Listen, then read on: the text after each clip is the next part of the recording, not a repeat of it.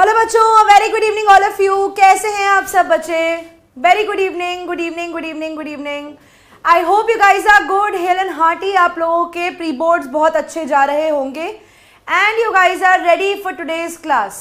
तो एक बार आप सब लोग मुझे बता देंगे कि क्या आप लोगों को मेरी आवाज़ सही से आ रही है? If I am clearly audible and visible to all of you. उसके बाद हम लोग स्टार्ट करेंगे हमारी क्लास को। Good evening Kajal, good evening Sandeep, good evening Sumer, hi Kashish, hello Anjali. Yes बेटा, नया चैप्टर स्टार्ट कर रहे हैं और आज ख़त्म भी कर देंगे क्योंकि मुझे न्यू ईयर से पहले आप लोगों का सिलेबस ख़त्म करना है। I need to finish a syllabus on time. तो बच्चे, ऑन टाइम सिलेबस ख़त्म करने के लिए हम लोगों को क्या करना पड़ेगा? ऑन टाइम सिलेबस ख़त्म करने के लिए हम लोगों को पूरी क्लासेस लगानी पड़ेंगी। तो बच्चे, जैसा कि आप सब लोग जानते हैं बेटा, फर्स्ट लेक्चर है लेकिन विस्तास बुक का लेक्चर नंबर 12 है। ठीक है, this is the lecture number 12 of the Vistas book, इसीलिए इसका नाम यहाँ पर ये लिखा गया है। क्वालिटी में क्या इशू आ रहा है बेटा, एक बार वो बता दीजिए। तो जैसा कि बच्चे आप लोग अपनी स्क्रीन्स पर देख पा रहे हो, आज हमने स्टोरी करनी है द मेमोरीज ऑफ चाइल्डहुड। ठीक है, आज हमने क्या करना है बच्चे? हर शुभ संध्या नितिन। आज हम लोगों ने क्या करना है? आज हम लोगों ने करना है मेमोरीज ऑफ चाइल्डहुड। तो बच्चे, मेमोरीज ऑफ चाइल्डहुड किस चीज़ पर बेस्ड है? इस चैप्टर में क्या क्या चीज़ों में हमें ध्यान देना है? कैसे कैसे क्वेश्चंस इसमें से आ सकते हैं? वो सब के लिए बच्चों आप लोग बिल्कुल रेडी हो जाइए, लिखने के लिए, नोट डाउन करने के लिए, पढ़ने के लिए। अच्छा, एक और इम्पॉर्टेंट बात जो मुझे आप लोगों को बतानी है, एक वेरी इंपॉर्टेंट डिस्कशन, मतलब not a discussion but a point to be noted. बच्चे, आप सब लोगों को पता है कि आप लोगों की विजेता सीरीज स्टार्ट हो गई है। ठीक है, आई होप एवरीबडी नोज कि विजेता सीरीज जो है बच्चे स्टार्ट हो गई है। तो बच्चे, विजेता सीरीज के अंदर कल इंग्लिश का लेक्चर होने वाला है। ठीक है, तो कल के दिन बच्चे हम लोग, हमारा इंग्लिश का लेक्चर है कल विजेता सीरीज में। बेटा 5 बजे छुट्टी, कोशिश है मेरी मैं कर दूं, 5:15 तक फ्री कर दूंगी। आप लोगों के विजेता से पहले खत्म हो जाएगी क्लास, मेरी कोशिश रहेगी। बाकी I can not guarantee, I can not 100% tell you guys. तो बच्चे, आप लोगों को कल बैठना है बेटा। कल अगर ईशा, वेरी गुड, ईशू गुप्ता, बेटा ड्यू टू सम रीजन नहीं पढ़ा तो मैं वही बता रही हूँ। कल इंग्लिश है बच्चे, प्रॉबेबली आपकी क्लास कल 6 PM पर होगी। तो आप सब लोग प्रॉबेबली, जहां तक मुझे पता है कल क्लास 6 PM बच्चे स्टार्ट होगी। तो आप लोग कल 6 बजे मुझे YT यूट्यूब पर मिल जाएंगे, NCERT वाला चैनल के ऊपर। और वहां पर बच्चे हम लोग हमारे कल के लेक्चर के अंदर फ्लेमिंगो के जितने भी चैप्टर्स हैं वो सब करेंगे। वो सारे चैप्टर्स बच्चे हम लोग कंप्लीट ऑलरेडी कर चुके हैं। And I guarantee this to you कि अगर आपने पढ़ लिया है NCERT को और अगर आपने पढ़ लिया है मेरे साथ हर एक चीज़ को, तो कल का लेक्चर आप लोगों के लिए एक क्या होने वाला है? एक रिविजन लेक्चर होने वाला है आप लोगों के लिए, क्योंकि आप लोग पूरे साल पढ़ते आए हैं। तो बच्चे, आप लोगों की ये एक रिवीजन क्लास होगी।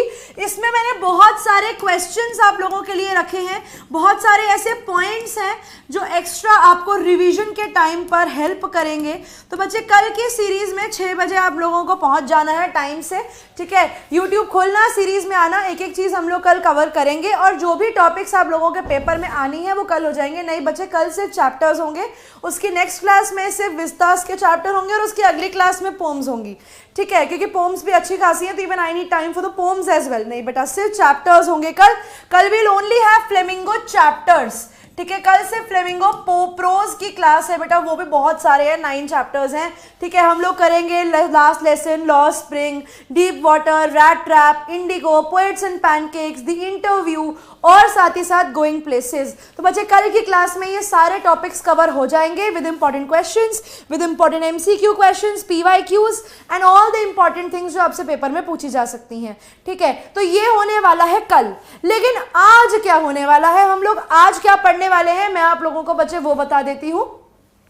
हाँ बेटा, क्वेश्चन भी प्रैक्टिस कराएंगे, बिल्कुल कराएंगे, जरूर कराएंगे, कुछ नहीं छोड़ेंगे। तो बच्चे, आप लोगों का हमारी परंपरा के अनुसार सबसे पहले क्या होता है? स्वागत। तो स्वागत के लिए स्वागत है सारे देवियों और सज्जनों का और हमारे प्यारे प्यारे बच्चों का आप लोगों की आज की इस क्लास में।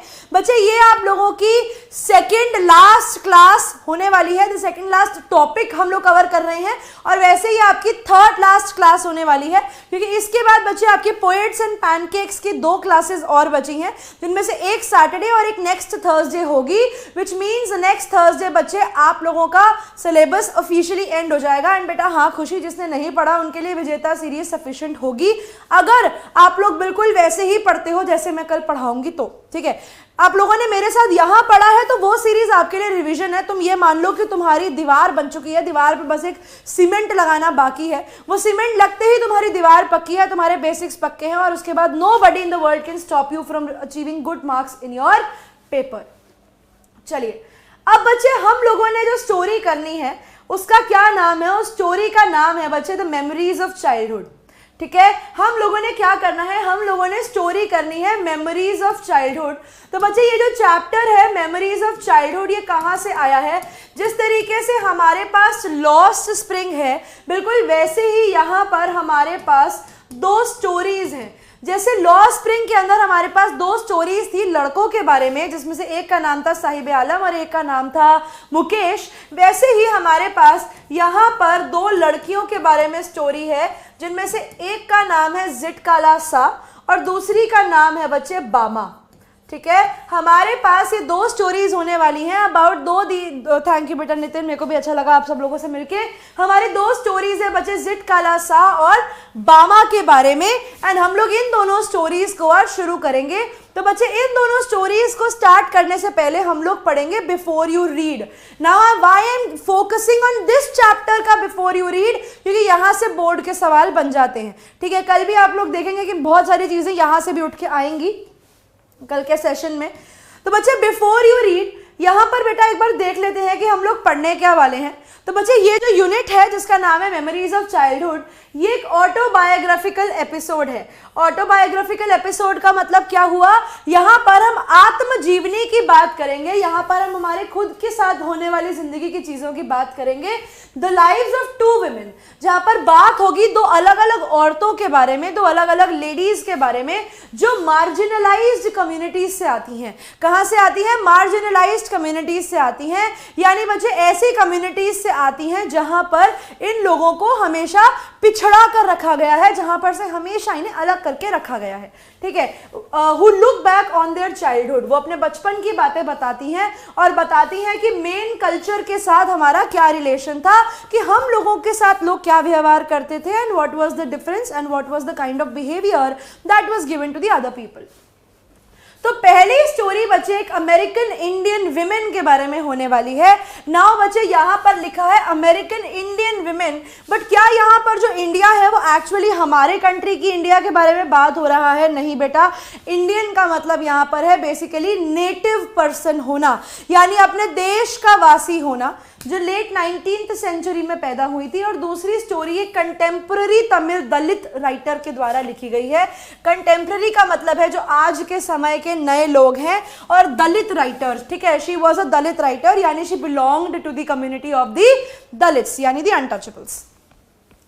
अब पहली लेडी बेटा, इनका नाम है गर्ट्रूड साइमंस बोनिन, ठीक है। इनका नाम है Gertrude Simmons Bonnin. She was born in 1876 and was an extraordinarily talented and educated Native American woman। बच्चे यहाँ पर आपको एक चीज पर फोकस करना है, वो है नेटिव अमेरिकन वुमेन। ये नेटिव अमेरिकन वुमेन का मतलब क्या है बेटा? तो बेटा आप लोग आ जाओ अपनी हिस्ट्री में और चलते हैं थोड़ा सा पीछे एंड देखते हैं कि हुआ क्या था। तो बच्चे स्टोरी में जब हम बहुत पीछे जाते हैं तो हम ये देखते हैं कि अमेरिका जब तक कोलंबस ने डिस्कवर नहीं किया था कोलंबस की डिस्कवरी से पहले, जब आप लोगों के कोलंबस की डिस्कवरी से पहले जब अमेरिका नहीं खोजा गया था, उससे पहले अमेरिका में कुछ लोग रहते थे। तो बेटा उस समय पे अमेरिका में रहने वाले जो लोग थे उनको हम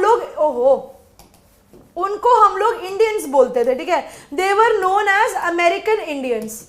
तो बेटा जब आपके कोलंबस वहां पर जाते हैं और अमेरिका की खोज करते हैं, उसके बाद बहुत सारे यूरोपियंस, ठीक है, बहुत सारे यूरोपियंस अमेरिका की तरफ बढ़ने लग जाते हैं और अमेरिका में जाकर रहने लग जाते हैं, ठीक है। तो जब यूरोपियंस जाते हैं और अमेरिका में रहते हैं तो वहां पर ये लोग नेटिव अमेरिकन्स को यानी अमेरिकन इंडियंस को बहुत ज्यादा दबा देते हैं और बहुत ज्यादा ना इनको बैकवर्ड कर देते हैं कि नहीं, मतलब इंसान को अपनी ही कंट्री के अंदर बंदी बनाकर इन लोगों ने रख दिया था। और ज़िटकालासा जो है यानी जर्ट्रूड साइमंस बोनिन, ये इसी कम्युनिटी से बिलोंग करती थी, ठीक है। इन्होंने स्ट्रगल किया और ट्रायम्फ किया इन अ टाइम जब उस समय पे बहुत ज्यादा प्रेजुडिस था, जब उस समय पे बहुत ज्यादा भेदभाव था अमेरिकन कल्चर के लिए और स्पेशली विमेन के लिए। उस टाइम इन्होंने, अरे भैया रूट ढूंढे थे लेकिन लोग तो गए थे ना उसके बाद, हाय बेटा खुशी, उसके बाद लोग तो वहां पर गए थे, है ना। तो जो यूरोपियंस गए उन लोगों ने अमेरिकन को, नेटिव अमेरिकन को गलत ट्रीट किया और उन्हीं में से एक हमारी ज़िटकालासा भी थी जिनकी स्टोरी हम लोग देखेंगे। तो एज ए राइटर उन्होंने नाम अपना अपॉइंट कर लिया ज़िटकालासा और 1900 के अंदर उन्होंने अपने आर्टिकल्स पब्लिश करने शुरू कर दिए जिसमें उन्होंने कार्लिजिल इंडियन स्कूल को बहुत ज़्यादा क्रिटिसाइज किया। ये कार्लिजिल इंडियन स्कूल बच्चे वही स्कूल था जिस स्कूल में वो पढ़ती थी और ये स्कूल का नाम बहुत इंपॉर्टेंट है, पेपर में आता है 1 नंबर में। तो उनके वर्क्स जो थे वो क्रिटिसाइज करती है डॉगमा को and her life as a native American women जिन्होंने इविल्स ऑफ ऑपरेशन से फाइट करने में अपनी पूरी जिंदगी निकाल दी। बेटा यहाँ पर ये जो वर्ड है डॉगमा, डॉगमा का मतलब होता है बेसिकली बैकवर्ड थिंकिंग। तो इन्होंने अपनी बैकवर्ड थिंकिंग के रिगार्डिंग बहुत सारी राइटिंग्स लिखी और उन्हें पब्लिश किया ताकि वो लोगों को सच बता सके कि दुनिया के अंदर, बेटा ज़िटकालासा का रियल नेम ये रहा, लिखा हुआ है जर्ट्रूड साइमन बोनिन, ये इनका रियल नेम था। और लिखने के लिए बेटा इन्होंने एक पेन नेम अपॉइंट किया था। पेन नेम मतलब राइटर्स अपना रियल आइडेंटिटी ना बताकर कोई और नाम जब बताते हैं तो बच्चे उसको पेन नेम कहा जाता है। तो इसीलिए इन्होंने अपना एक पेन नेम अपॉइंट किया था जिसका नाम था ज़िटकालासा, ठीक है। और ये पूरी स्टोरी आज ज़िटकालासा हमें सुनाने वाली है। तो आई होप आप सब लोग इस स्टोरी को स्टार्ट करने के लिए रेडी हैं। जब हम बामा वाले चैप्टर पे आएंगे तब हम बामा वाले पॉइंट को पढ़ेंगे। यहाँ तक मैं उम्मीद करती हूँ आप सब बच्चों को समझ में आ गया होगा। ये स्टोरी है ज़िटकालासा के बारे में जो नेटिव अमेरिकन थी, जिन्हें अमेरिकन इंडियन भी कहा जाता है। तो जब यूरोपियंस इनकी कंट्री में आए तो उन लोगों ने इन्हीं के खिलाफ भेदभाव करना शुरू कर दिया। उस टाइम पे बच्चे ये कार्लिजिल इंडियन स्कूल में पढ़ती थी जिस स्कूल के बारे में इन्होंने अपनी इस एंट्री में लिखा है, ठीक है। तो आइए बच्चों स्टार्ट करते हैं हमारी स्टोरी को। तो बच्चे स्टोरी कुछ इस तरीके से शुरू होती है, the cutting of my long hair by Zitkala-Sa. तो स्टोरी है इनके लंबे बालों के काटने की and this is a way, ठीक है, this was a way of operation. बेटा अच्छा मुझे एक और चीज ये बताओ, आप लोगों को डीपीपीज मिलना शुरू हो गया एंड आप लोगों को समरी नोट्स मिल गए हैं क्या पिछले चैप्टर्स के, इंडिगो का, रैट ट्रैप का, और आज जो चैप्टर कर रहे हैं मेमोरीज ऑफ चाइल्डहुड, इनके समरी नोट्स आ गए तुम लोगों के पास? मैंने डलवा दिए हैं आज, तो तुम लोगों को मिल गए हैं वो समरी नोट्स। बेटा नेम क्यों चेंज किया? नेम चेंज करने का बेसिक पर्पस ये था क्योंकि वो अपनी रियल आइडेंटिटी उस टाइम पर डिस्क्लोज नहीं करना चाहती थी। बढ़िया, मिल गए ना, ठीक है। You got your notes right? आज आ गए हैं बेटा नोट्स, सबके अपडेट हो गए हैं। अब बस पोएट्स एंड पैनकेक्स के नोट्स रह गए और आप लोगों के इंडिगो के चैप्टर और एक चैप्टर और है, इंडिगो के ही क्वेश्चंस रह गए। हाँ, इंडिगो के डीपीपी भी मैं अपलोड करवा दूंगी कल सुबह तक क्योंकि उसके सॉल्यूशंस रिकॉर्ड करने बचे हैं, बाकी सब डन हो चुका है, ठीक है। और नेक्स्ट वीक आपको या इस वीक के अंदर ही आपको वो मिल जाएंगे, पोएट्स एंड पैनकेक्स मिल जाएगा, ठीक है, जो सैटरडे शुरू होगा। चलो शुरू करते हैं। First day in the land of apples was a bitter cold one. तो यहाँ पर वो बताती है जो पहला दिन था in the land of apples, basically जिस जगह पर वो थी, she says was a bitter cold one. He says एक तो वो दिन ठंडा भी था और बच्चे यहाँ पर वो ठंडा होने के साथ साथ काफी बिटर भी था। बेसिकली इनके एक्सपीरियंस की वजह से वो दिन बहुत बर्बाद हो गया था।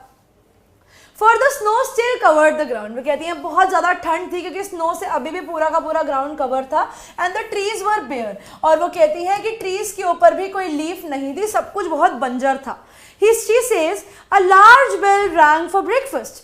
She says और उस समय पर एक बहुत बड़ी घंटी बजती है बताते हुए कि ब्रेकफास्ट का टाइम हो गया है। and its loud metallic voice crashing through the belfry overhead into her sensitive ears. और वो कहती है उसकी loud metallic voice, क्योंकि obviously वो बेल मेटल की बनी हुई है, crashing through the belfry, बेटा belfry का मतलब होता है आपका बेल टावर, जहां पर वो बेल लगी होती है, he says वहां से वो टंग करके आवाज हमारे कानों में आई, into our sensitive ear. The annoying clatter of shoes on bare floor gave us no peace. और वो कहती है उसके अलावा ना वो दिन में बड़ा शोरगुल हो रखा था, लोग बड़े ही ज्यादा शोर मचा रहे थे. वो बताती है the annoying clatter, यानी आप कह सकते हो साउंड ऑफ शूज. वो कहते हैं लोगों ने जो शूज पहने थे उसकी टक टक टक टक हमारे कानों में घुस रही थी, एंड शी सेज उसकी वजह से हम बहुत ज्यादा इरिटेट हो रहे थे. The constant clash of harsh noises with an undercurrent of many voices murmuring in unknown tongue made a bed lamp with which I was securely tied. अब वो बताती है कि उस समय पे लोग बातें कर रहे हैं मेरे आसपास, ठीक है. She says people were talking and there was a clash of harsh noises, लोग चिल्ला रहे हैं, एक दूसरे से बात कर रहे हैं with under current of voice. बेटा अंडर करंट ऑफ वॉइस का मतलब ये होता है कि फॉर एग्जाम्पल मैं बोल रही हूं मगर मेरे बोलने के पीछे एक शोर सा आ रहा है, तो बेसिकली वो क्या है, वो एक अंडर करंट है. शी सेज आप लोग कभी किसी बड़े होटल में चले जाओ खाना खाने, बड़े होटल इन द सेंस जहां बहुत सारे लोग बैठे होते हैं, किसी रेस्टोरेंट में चले जाओ जहां बहुत सारे लोग बैठे होते हैं, तो जब आप खा रहे होते हो तो खाते हुए पीछे आपको कभी कभी तो लोगों के बड़ी तेज बोलने की आवाज आ रही होती है, वरना एट द बैकग्राउंड बच्चे एक आवाज तो चली रही होती है ना कान में, वो लोग बोल रहे हैं तो मतलब हमें समझ नहीं आ रहा वो क्या बोल रहे हैं, लेकिन एक बैकग्राउंड वॉइस है, ठीक है. एक अंडर करंट है, बेसिकली एक बैकग्राउंड हम है पीछे जो चल रहा है. एंड शी सेज वो लोग जो है ना they are also speaking an unknown tongue, ठीक है. अननोन टंग का मतलब होता है अननोन लैंग्वेज, और वो कहती है वो लोग कुछ अननोन लैंग्वेज में बात कर रहे थे और हमें नहीं पता कि वो किस चीज में बात कर रहे हैं. थैंक यू बेटा Rahul. Made a bed lamp with which I was securely tied. और वो कहती है उसने एक ऐसा शोरगुल बना दिया था, एक ऐसा समा बांध दिया था जिस समय में मैं बंधी हुई थी, ठीक है. शी सेज उसने एक ऐसा समय बांध दिया था जिसके अंदर मैं बंधी हुई थी, जिस चीज से मैं बाहर नहीं आ पा रही हूं. And though my spirit tore itself in struggling for its lost freedom, all was useless. यानी हम ये देख पा रहे हैं कि यहाँ पर she was forced in the school, ठीक है. she was forced to join the school. हम ये देख पा रहे हैं कि school to join the school, हम लोग ये देख पा रहे हैं कि उसको स्कूल आने के लिए यहाँ जबरदस्ती की गई है. She was forced to come to the school. और वो कहती है कि मेरा स्पिरिट, मेरा सोल जो है वो अपने आप को यहाँ से बाहर निकालना चाहता है, क्योंकि मुझे पता है कि मेरी फ्रीडम खो चुकी है, लेकिन मुझे पता है कि मैं कुछ भी कर लूँ मैं इस जगह से नहीं जा सकती. यानी उसे एक ऐसे स्कूल में, कार्डिसल स्कूल में डाल दिया गया था, कार्डिसल इंडियन स्कूल में डाल दिया गया था जहां से वो बाहर नहीं आ सकती. एंड प्रोबेबली यहां पर उसको डाला गया था. लेट्स सी क्यों. We were a pale face women with white hair came up after us. अब वो कहते हैं एक पेल फेस यानी एक डल कलर के फेस वाली औरत आती है हमारे पीछे से. We were placed in a line of girls who were marching into the dining room. और वो कहती है हम लोगों को एक लाइन में लगा दिया गया था और हम लड़कियां कहाँ जा रही थी, डाइनिंग रूम में जा रही थी. These were Indian girls. और वो कहती हैं कि ये लड़कियां जो थी ये इंडियन गर्ल्स थी, ये वो लड़कियां थी in stiff shoes and closely clinging dresses. She says भैया मैं तो हूँ नेटिव, मैं यहाँ पर उन लड़कियों में से नहीं हूँ जो यहाँ पर आई हैं. तो बेसिकली शी सेज कि all these people who were there they belong to the other community, ठीक है. वो बताती हैं कि भैया वो दूसरे कल्चर से आती थी, ठीक है. They had a different culture and they were wearing stiff shoes. वो बताती है कि भैया वो लोग तो जो आए हैं वो डिफरेंट कल्चर से आए हैं, उनकी लड़कियों ने स्टिफ शूज मतलब टाइट शूज पहने हुए हैं, टाइट क्लिंगिंग ड्रेसेस पहनी हुई हैं, बेसिकली बॉडी फिट ड्रेसेस पहनी हुई हैं. शी सेज मतलब इतने टाइट टाइट कपड़े पहने हुए हैं कि पूरा शरीर की आउटलाइन उसके अंदर से दिख रही है. शी सेज लेकिन मैं उन जैसी नहीं हूँ. She says I can not be like them, मैं उनकी जैसी नहीं बन सकती. द स्मॉल गर्ल्स वोर स्लीव्ड एप्रन्स, फ्रॉक्स बेसिकली. और वो कहती है छोटे बच्चों ने स्लीव्स वाली फ्रॉक्स पहनी हुई थी. एंड शिंगल्ड हेयर, शिंगल्ड का मतलब होता है कट हेयर, और उन लड़कियों के बाल जो थे वो कटे हुए थे. As I walked noiselessly in my soft moccasins, I felt like sinking to the floor. और वो कहती है जब मैंने उन लोगों को देखा तो मुझे ये लगा कि यार you know I don't know what these people are doing, why are they wearing such clothes, and she was feeling very embarrassed and hesitant कि भैया मैं तो ऐसी नहीं हूं, आई can not wear tight cloth, मैं ऐसे कपड़े नहीं पहन सकती. She says this is not something I can do. और उसके बाद वो अपने सॉफ्ट मोकाजिन्स में, बेटा बेसिकली वो अपने सॉफ्ट शूज में वहां पर घूम रही थी जिनमें से आवाज भी नहीं आती. And she says I was feeling like sinking to the floor, क्योंकि यहाँ पर उसको बहुत ज्यादा एम्बैरेसमेंट फील हो रही थी अपने आप को लेकर, क्योंकि वो एक एलियन एनवायरनमेंट में थी. एलियन एनवायरनमेंट का मतलब है कि वो अपने जैसे लोगों के आसपास नहीं थी, उसे जबरदस्ती स्कूल में डाल दिया गया था. For my blanket had been stripped off from my shoulders. और वो कहती है क्योंकि जब मैं वहां पर काफी कंफर्टेबली घूम रही थी अपने ब्लैंकेट को ओढ़कर, she says वहां पर कोई टीचर आई और उसने मेरा ब्लैंकेट मेरे से खींच लिया. तो यानी उसे आउट ऑफ कंफर्ट जोन, उसे बिल्कुल उसके कंफर्ट जोन से बाहर निकाल दिया कि भैया यहाँ पर आप इतने कंफर्टेबल नहीं हो सकते. And it was not because of the school rules, it was just because of the fact कि वो एक नेटिव अमेरिकन थी. I looked hard at the Indian girls who seemed not to care that they were even more immodestly dressed than I. और वो कहती है कि जब वो मेरे से कंबल खींच रहे थे तो मुझे इतनी शर्म आ गई कि ये मेरे साथ क्या कर रहे हैं. और वो कहती है कि फिर मैंने उन लड़कियों को देखा जिन्हें कोई फर्क ही नहीं पड़ रहा कि वो बहुत ही इमोडेस्टली तैयार हुए हैं as compare to me. Basically आप कह सकते हो इमोडेस्ट, रिवीलिंग तो नहीं कह सकते, नॉट वेरी अप्रोप्रिएट. वो कहती है कि मतलब मैं तो उन लड़कियों को देख रही हूं कि मेरे से मेरा कंबल छीन लिया, उसमें मेरा ये हाल हो गया, मुझे इतना एम्बैरेस फील हो रहा है. These girls are not even feeling bad कि इन लोगों ने इतने इनअप्रोप्रिएट से कपड़े पहने हैं, and they do not even care. In their tightly fitting clothes, while we marched, the boys entered from the opposite door. अब वो कहती है कि डाइनिंग रूम में जब हम अंदर जा रहे थे तो बॉयज जो थे वो ऑपोजिट डोर से एंटर कर रहे थे. I watched for the 3 young braves who came in our party. अब वो कहती है कि वहां पर मैं सिर्फ मेरी आंखें उन लोगों को ढूंढ रही थी, उन 3 यंग लड़कों को ढूंढ रही थी जो मुझ जैसे थे, जो मेरे साथ यहाँ पर आए थे. I spied them in the rear ranks, looking for as uncomfortable as I felt. And she says, मैंने उनको देखा कि वो लोग कहाँ पर खड़े हैं. तो वो कहती है मैंने देखा कि they were standing at the rear ranks, यानी the back ranks.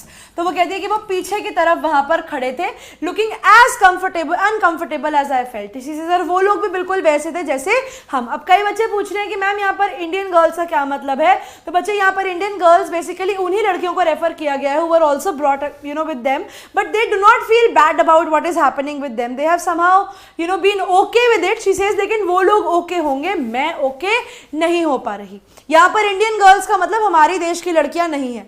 यहाँ पर हमारी देश की लड़कियां नहीं है बेटा. इंडियन गर्ल्स का मतलब नेटिव गर्ल्स के बारे में बात की जा रही है. A small bell was tapped. अब यहाँ से बच्चे बहुत ज़रूरी स्टोरी हो जाती है. अब जब वो सारे लोग डाइनिंग रूम में जाते हैं खाना खाने के लिए, डाइनिंग हॉल में जाते हैं, तो एक छोटी सी बेल बजाई जाती है. And each of the people draw a chair from under the table. और वो कहते हैं उतने में सारे स्टूडेंट्स ने टेबल के नीचे से अपने अपने तरफ एक चेयर को खींचा. Supposing this act meant they were to be seated, I pulled out mine and at once slipped into it from one side. अब वो कहती है कि भैया जब सब बच्चों ने अपनी अपनी चेयर खींची तो मुझे लगा कि चेयर खींचकर शायद इस पर बैठना भी होगा. तो she says मैंने क्या किया, मैंने चेयर को खींचा और मैं एक तरफ से जाकर मैं चेयर के ऊपर बैठ गई कि भैया बैठने मतलब अब चेयर खींच ही रही है तो ऑब्वियसली बैठेंगे भी सही.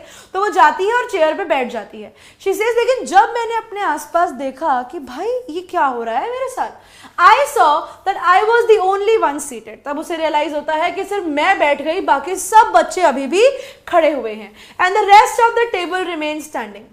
अब जैसे ही वो उठने लगती है, वो उसे काफ़ी हाँ बेटा पूरा सिलेबस कराऊंगी, और जब भी उसको वो उठने लगती है उसको बड़ा एम्बैरेस फील होता है कि यार ये मैंने क्या किया.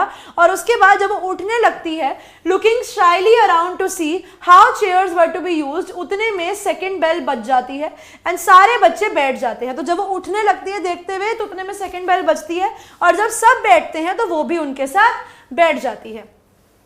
I had to crawl back into my chair again.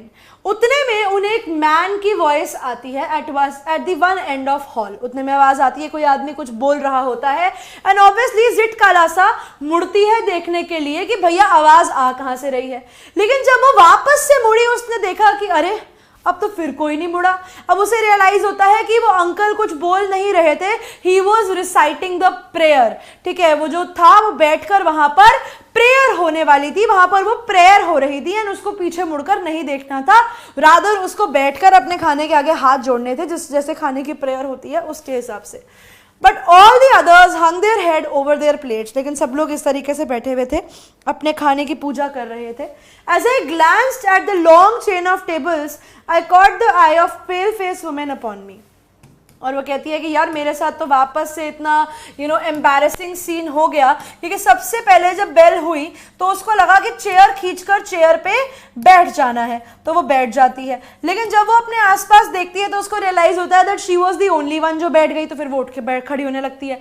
जैसे ही वो उठ के खड़ी होने लगती है सेकंड बेल बजती है, तो जब बाकी सब बैठते हैं वो बैठ जाती है। उतने में ही उसे एक अंकल की आवाज आती है दूसरे कॉर्नर ऑफ द हॉल में से, एंड ये देखने के लिए कि आवाज कहां से आ रही है वो पीछे मुड़ती है एंड शी रियलाइज कि कोई भी पीछे नहीं मुड़ा है एंड हर एक बच्चे का सर अपने खाने के ऊपर है, as if the teacher is reciting a prayer. तो जब ज़िटकालासा अपना मुंह वापस सीधा कर रही थी उस समय वो देखती है कि वहां पर एक पेल फेस वुमेन जो है वो उसको घूर रही है। She was looking at her.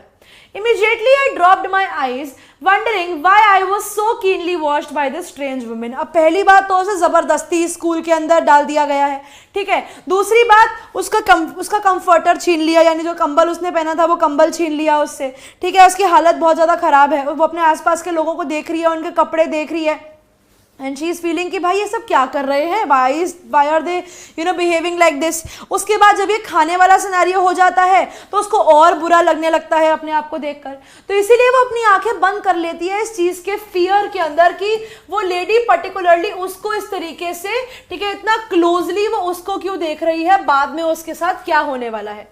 The man ceased his mutterings, और थोड़ी देर बाद वो अंकल अपना बोलना बंद करते हैं और उसके बाद सब बच्चे, उसके बाद एक थर्ड बेल होती है। Then a third bell was stabbed, everyone picked up the knife and fork and began eating. और उसके बाद थर्ड बेल इंडिकेट करती है कि अब आप खाना खा सकते हो, तो सब बच्चों ने अपने फोर्क और नाइफ उठाए और खाने लग गए। I began crying instead, लेकिन इसकी जगह पे ज़िटकालासा रोने लग जाती है, क्योंकि this time she was afraid to venture anything more, यानी अब इस बार उसको डर लग रहा था कि कहीं मैं फिर से कोई गलती ना कर दूं और इस बार मेरे साथ और बुरा सिचुएशन ना हो जाए, क्योंकि इस तरीके से अब वो लाइमलाइट में आ चुकी है, अब वो हर टीचर के नोटिस में आ चुकी है, हर टीचर के रेडार में आ चुकी है कि उसने खाने के टाइम पर इंस्ट्रक्शंस को फॉलो नहीं किया। And now the people are ma'am ये स्टोरी तो इंग्लिश मीडियम वाले मूविंग की तरह है, मूवी। तो यहां से अब उसको लगता है कि यार अब तो मेरी हालत खराब, अब तो मैं कुछ नहीं कर सकती, अब तो मैं फंस गई यहां पर आकर। बट ईटिंग बाय फॉर्मूला, बेटा याद रखना है इसको, eating by formula, eating by rule बोला गया है। She says that was not the hardest trial in the first day. She says लेकिन इस फॉर्मूला से खाना कि पहली बेल में चेयर खींचनी है, सेकंड में बैठना है, तीसरे में खाना है, शी सेज ये सबसे मुश्किल पार्ट नहीं था दिन का। She says late in the morning, सुबह दोपहर आने से पहले, my friend Judewin gave me a terrible warning. वो कहती है मेरी दोस्त जुडविन आती है और मुझे एक बड़ी खराब वार्निंग देती है और मुझे बताती है कि बहन दाल में कुछ तो काला है और कुछ तो खराब हमारे साथ होने वाला है। Judewin knew a few words of English. Judewin को इंग्लिश के कुछ शब्द आते थे and she overheard the pale face women talking about cutting our long heavy hair. तो उसने उन लेडी की बात को सुन लिया था और उसे ये पता लगा, हाँ बेटा मूवी की तरह है।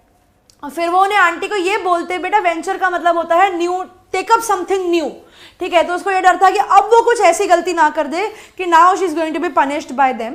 तो अब वो क्या करती है, अब जब वो पेल फेस वुमेन वहां पर, नाउ द फ्रेंड जुडविन टेल्स हर कि तुझे पता है मैंने ना उस टीचर को बात करते हुए सुना, उस पेल फेस वुमेन को बात करते हुए सुना, वो सारे प्लानिंग एंड प्लॉटिंग कर रहे हैं कि वो लोग हमारे लंबे हैवी हेयर को काट देंगे, ठीक है। तो यहां पर बच्चे इस तरीके से इन लोगों के साथ क्या किया जाएगा, this was a way of exploitation, ये वो तरीका है जिससे इन लोगों को एक्सप्लॉयट किया जाएगा।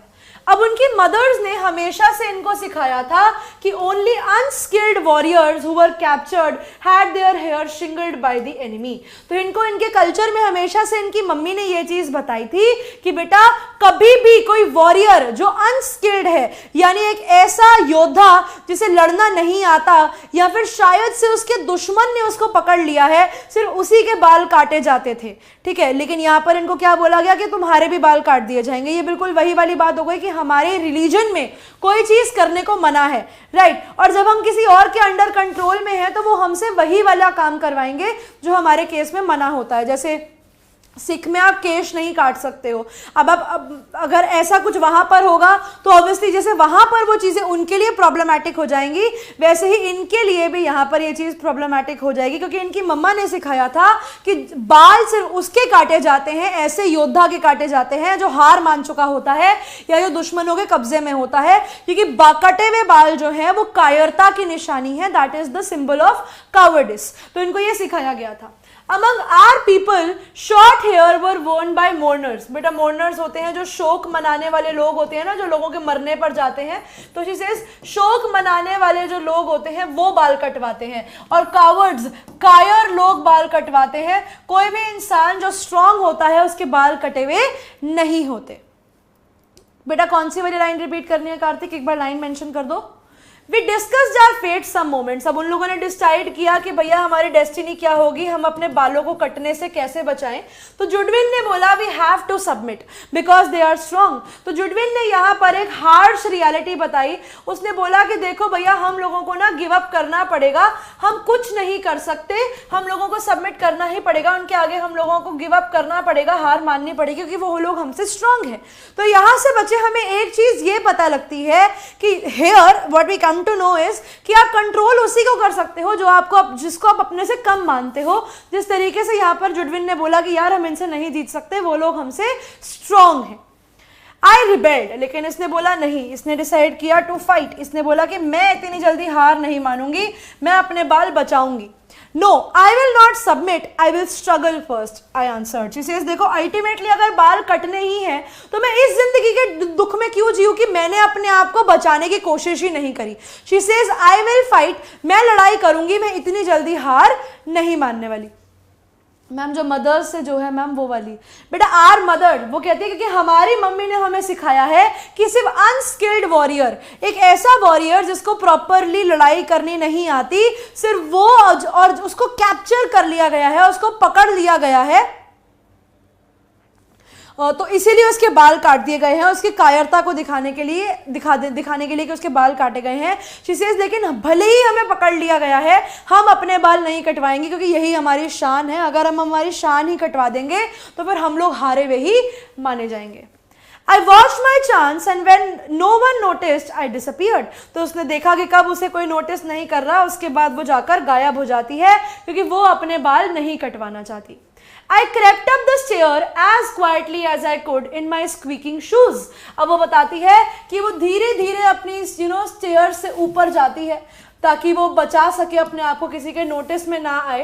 तो अब वो किस में जा रही थी? अपने स्क्वीकिंग शूज में। स्क्वीकिंग का शूज मतलब होता है नॉइजी, उसके शूज में से वो कड़ कड़ कड़ कड़ की आवाज आ रही थी क्योंकि जो उसके मोकैसिन्स थे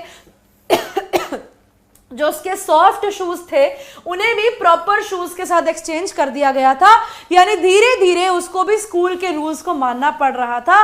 उसे उसके कंफर्ट जोन से वो लोग बिल्कुल बाहर कर चुके थे। Along the hall I passed without knowing whither I was going। तो she says मैं हॉल को पास करते बस चली गई कि मैं कहाँ जा रही हूँ मुझे नहीं पता। और साइड में मैंने एक ओपन दरवाजा देखा और मैंने देखा कि अंदर एक बड़ा सा कमरा है जिसमें 3 वाइट बेड्स हैं, विंडोज कवर्ड हैं और कमरे में डार्क ग्रीन कर्टन्स डले हुए हैं, जिसकी वजह से उस रूम में बहुत कम रोशनी थी। एंड उसने उस कम रोशनी को देखकर डिसाइड किया क्योंकि इस कमरे में कोई भी नहीं है, so I directed my step towards the corner farthest from the room. ठीक है, सबसे दूर। तो वो उस कमरे के सबसे दूर वाले कोने में जाकर बैठ गई जहां पर उसको कोई भी ना पकड़ सके। On my hands I knees I crawled. और जिस तरीके से आप इस इमेज में देख पा रहे हैं, इस तरीके से वो उस बेड के नीचे चली जाती है। And huddled myself in the dark corner, और hide myself in the dark corner, hide in a small space. और उसने जाकर अपने आप को छोटे से स्पेस में छुपा लिया कि जब मेरे बाल कटने की बारी आएगी और जब वो लोग मुझे ढूंढ ही नहीं पाएंगे तो मैं अपने आप को बचा लूंगी। ठीक है, यहां तक किसी बच्चे को कोई भी लाइन में कुछ भी डाउट है तो मुझसे पूछ लो, इससे पहले मैं आगे बढ़ूं।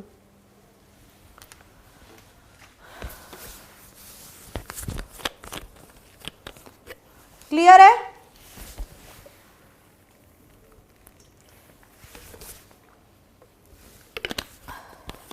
क्लियर है?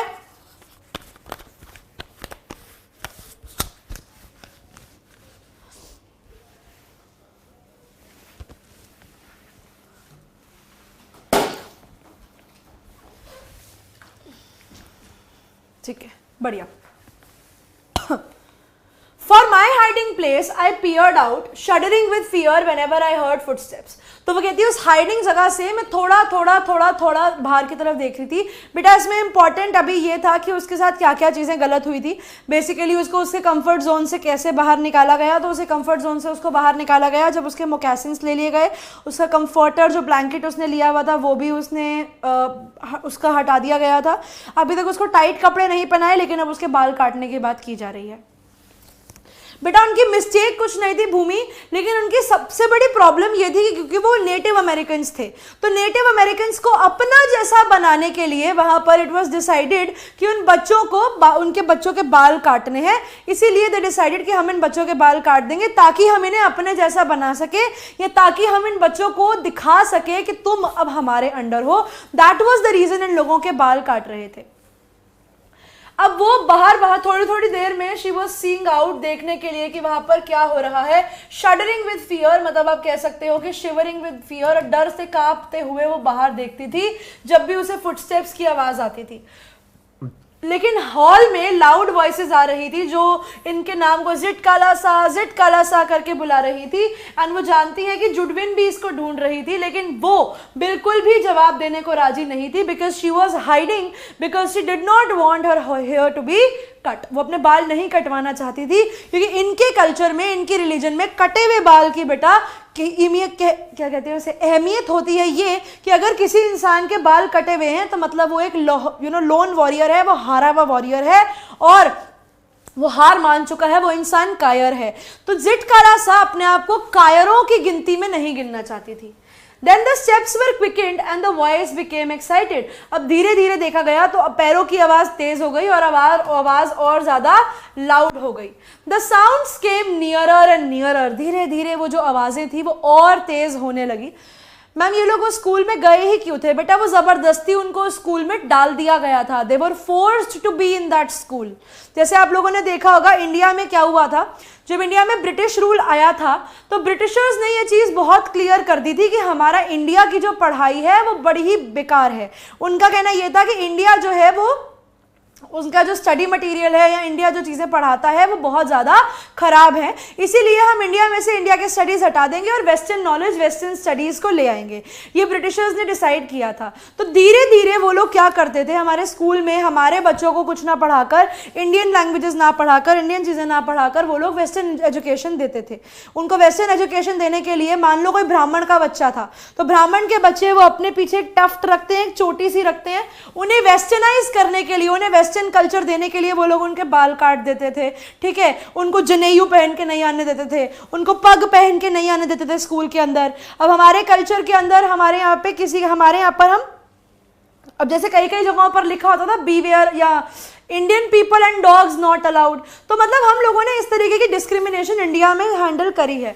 बिल्कुल वैसे ही डिस्क्रिमिनेशन यहाँ पर ये लोग भी हैंडल कर रहे थे, जहाँ पर ये कार्लिजिल इंडियन स्कूल के अंदर इन बच्चों को चेंज किया जा रहा था वेस्टर्न एजुकेशन के हिसाब से, और जिसका पार्ट था कि इनके बालों को काट दिया जाए। अब एक बच्चा पूछ रहा था कि मैम जुडविन जो थी वो क्यों अपने फ्रेंड को फाइंड आउट कर रही थी, तो बेटा कहीं ना कहीं उसको भी डर था कि कहीं उसकी दोस्त भाग ना गई हो। एंड सिंस क्योंकि वो एक अथॉरिटी के साथ है, लेडी के साथ है, उस पेल फेस विमेन के साथ है, तो ऑब्वियसली उन्हें उनकी बात माननी पड़ेगी और अपनी दोस्त को ढूंढना पड़ेगा। The sounds came nearer and nearer.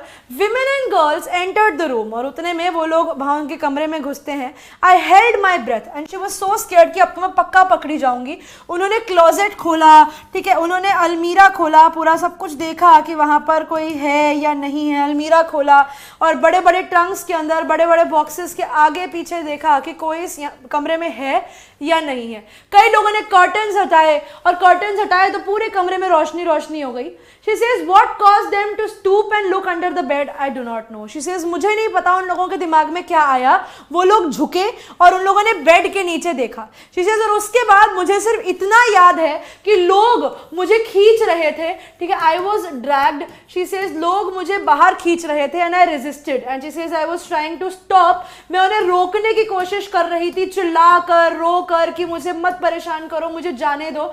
Kicking and scratching wildly कि जाने दो मुझे, जाने दो. But they were not leaving her. She says, मैं पागल हो गई थी, मुझे मगर कोई जाने नहीं दे रहा था. In spite of myself, I was carried downstairs and inspire of my self नहीं होगा, वो शॉर्ट लाइन थी, एक बार चेक करके बताना. शी सेज, मेरी इतनी ज़्यादा रोकने के बाद भी मुझे ज़बरदस्ती नीचे लेकर जाया गया और उसके बाद ज़बरदस्ती मुझे एक चेयर से बांध दिया गया, ठीक है. वो कहती हैं और उन्होंने मुझे एक चेयर से बांध दिया गया बिकॉज उन्हें लगा कि ऐसे नहीं तो अब ऐसे ही हम इसके बालों को काट देंगे.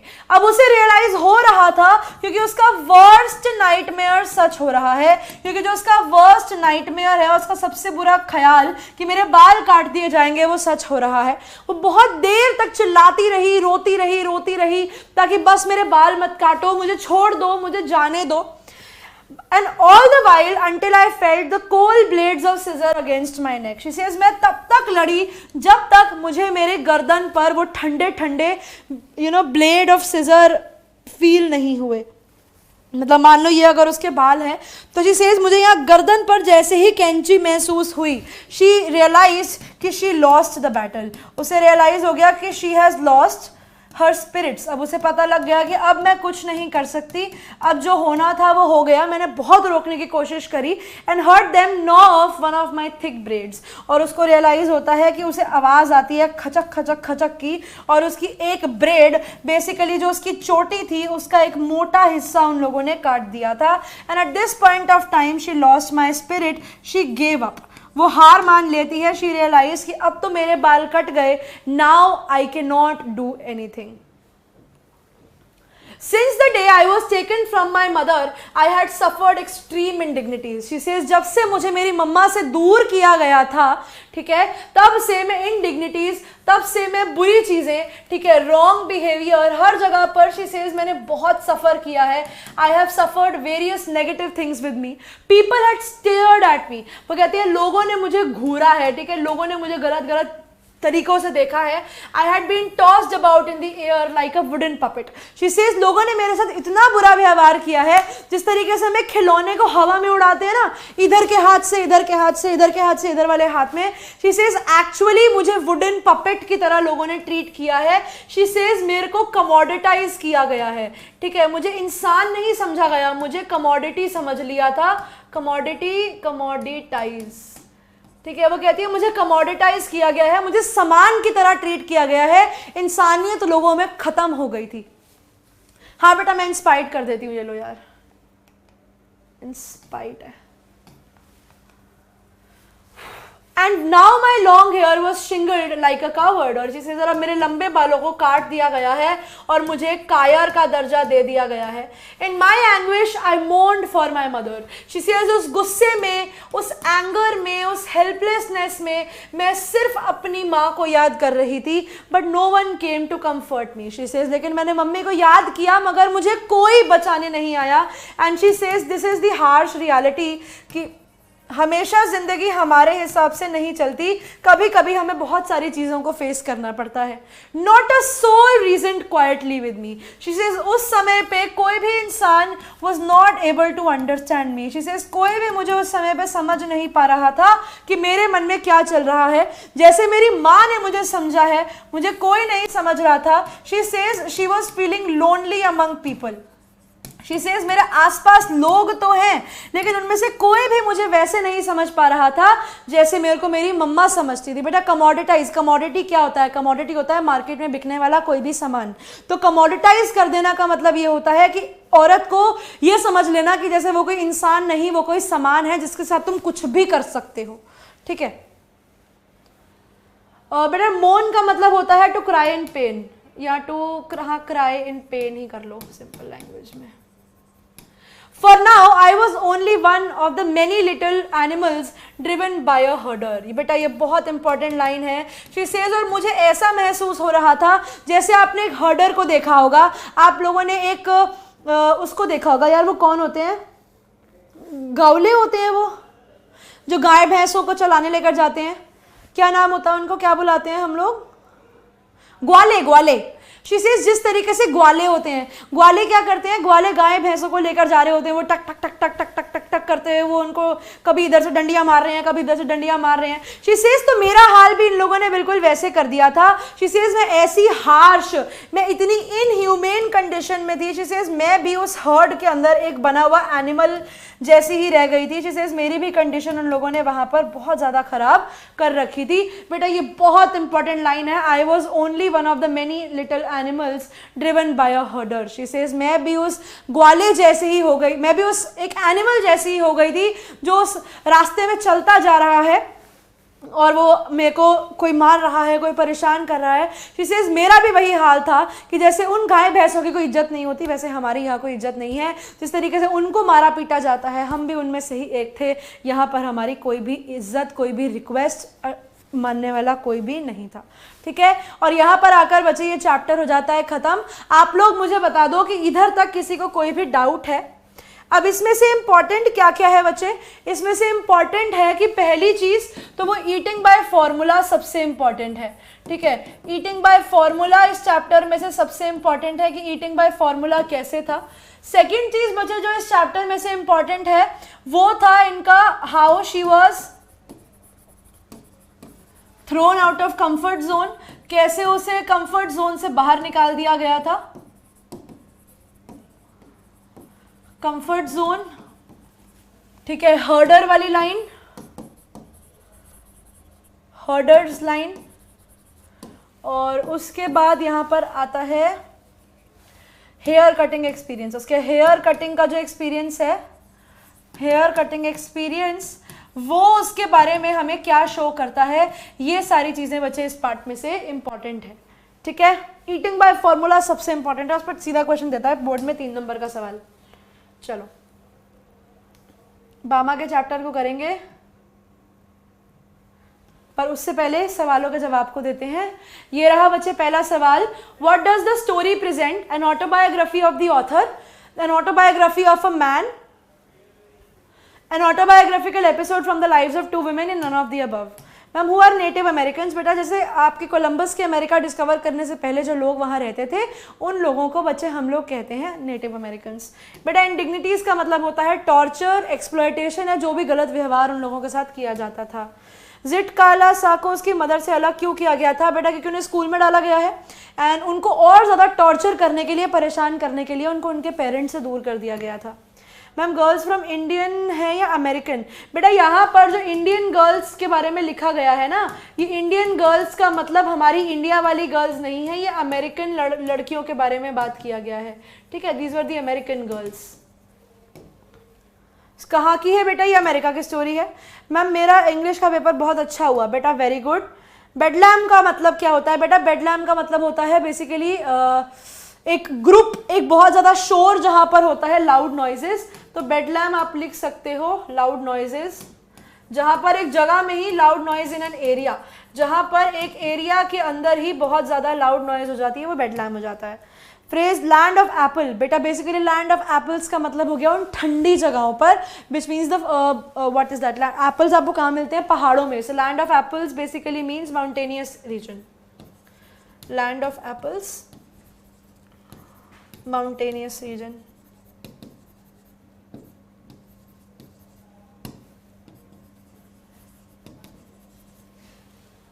थैंक यू बेटा ठाकुर जी। चलो जी पढ़ लो। अब बताओ, अब तुम लोगों को ये रहा पहला सवाल, आप लोगों को बताना है what does the story present. Part 2 5:30 तक खत्म करा दूंगी, उससे ज्यादा नहीं खींचूंगी पक्का, क्योंकि इवन आई नो कि तुम लोगों का मैराथन है and I don't want anybody to miss anything. पढ़ाई बहुत ज़रूरी है, भले इंग्लिश हो या कोई भी टॉपिक, तो छोड़ेंगे कुछ भी नहीं, इसको टाइम से ख़त्म करते हैं ताकि आप लोग भी टाइम से फ्री हो सकें।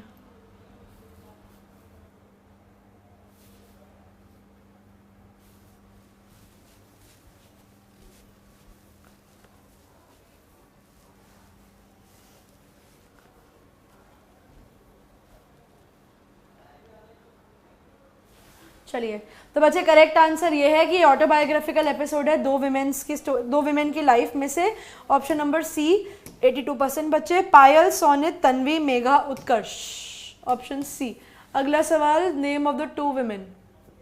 चलो ये आगे करेंगे, ये अभी कराऊंगी। अन्नन बामा, हु वाज जिट कालासा, ये बताओ जिट कालासा कौन थी?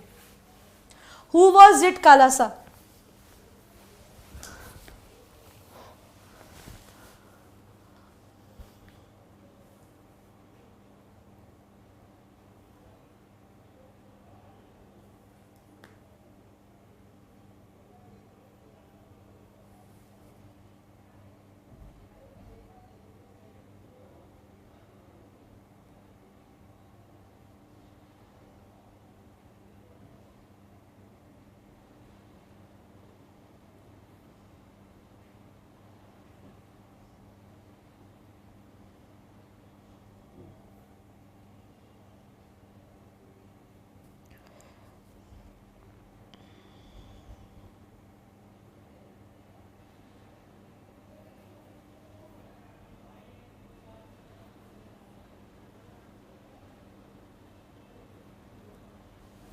चलिए, तो बच्चे करेक्ट आंसर हमारे पास क्या है? हमारे पास करेक्ट आंसर है she was a native American. Option C आपके क्वेश्चन का सही जवाब है। देखते हैं कितने बच्चों ने सही किया। 90% ने। सोनित, आदि, देवेंद्र, गुनगुन और ऋचा, ये बताओ।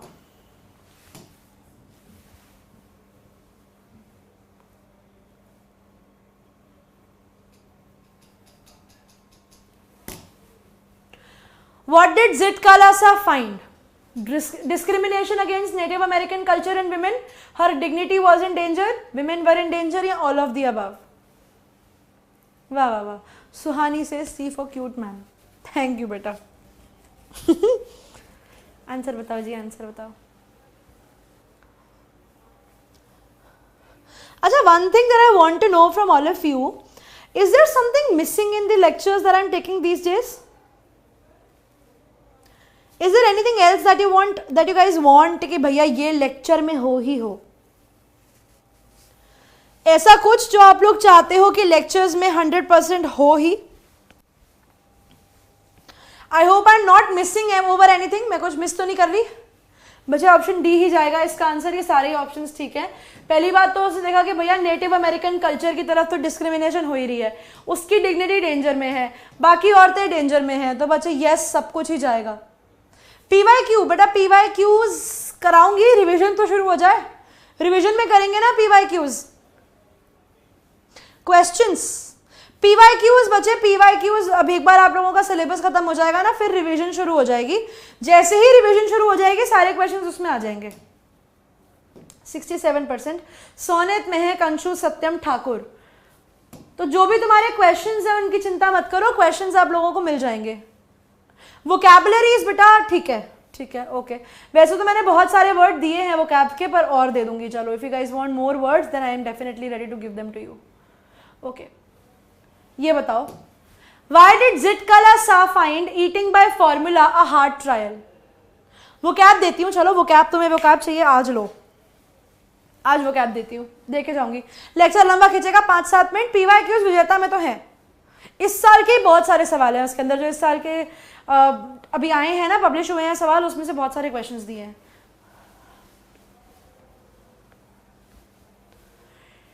टिप्स दे दूं एग्जाम के लिए बेटा? प्रेपरेशन एक तो एनसीईआरटी खोल के करो, एनसीईआरटी दिमाग, ये दोनों चीजें खुली होनी चाहिए प्रेपरेशन करते समय।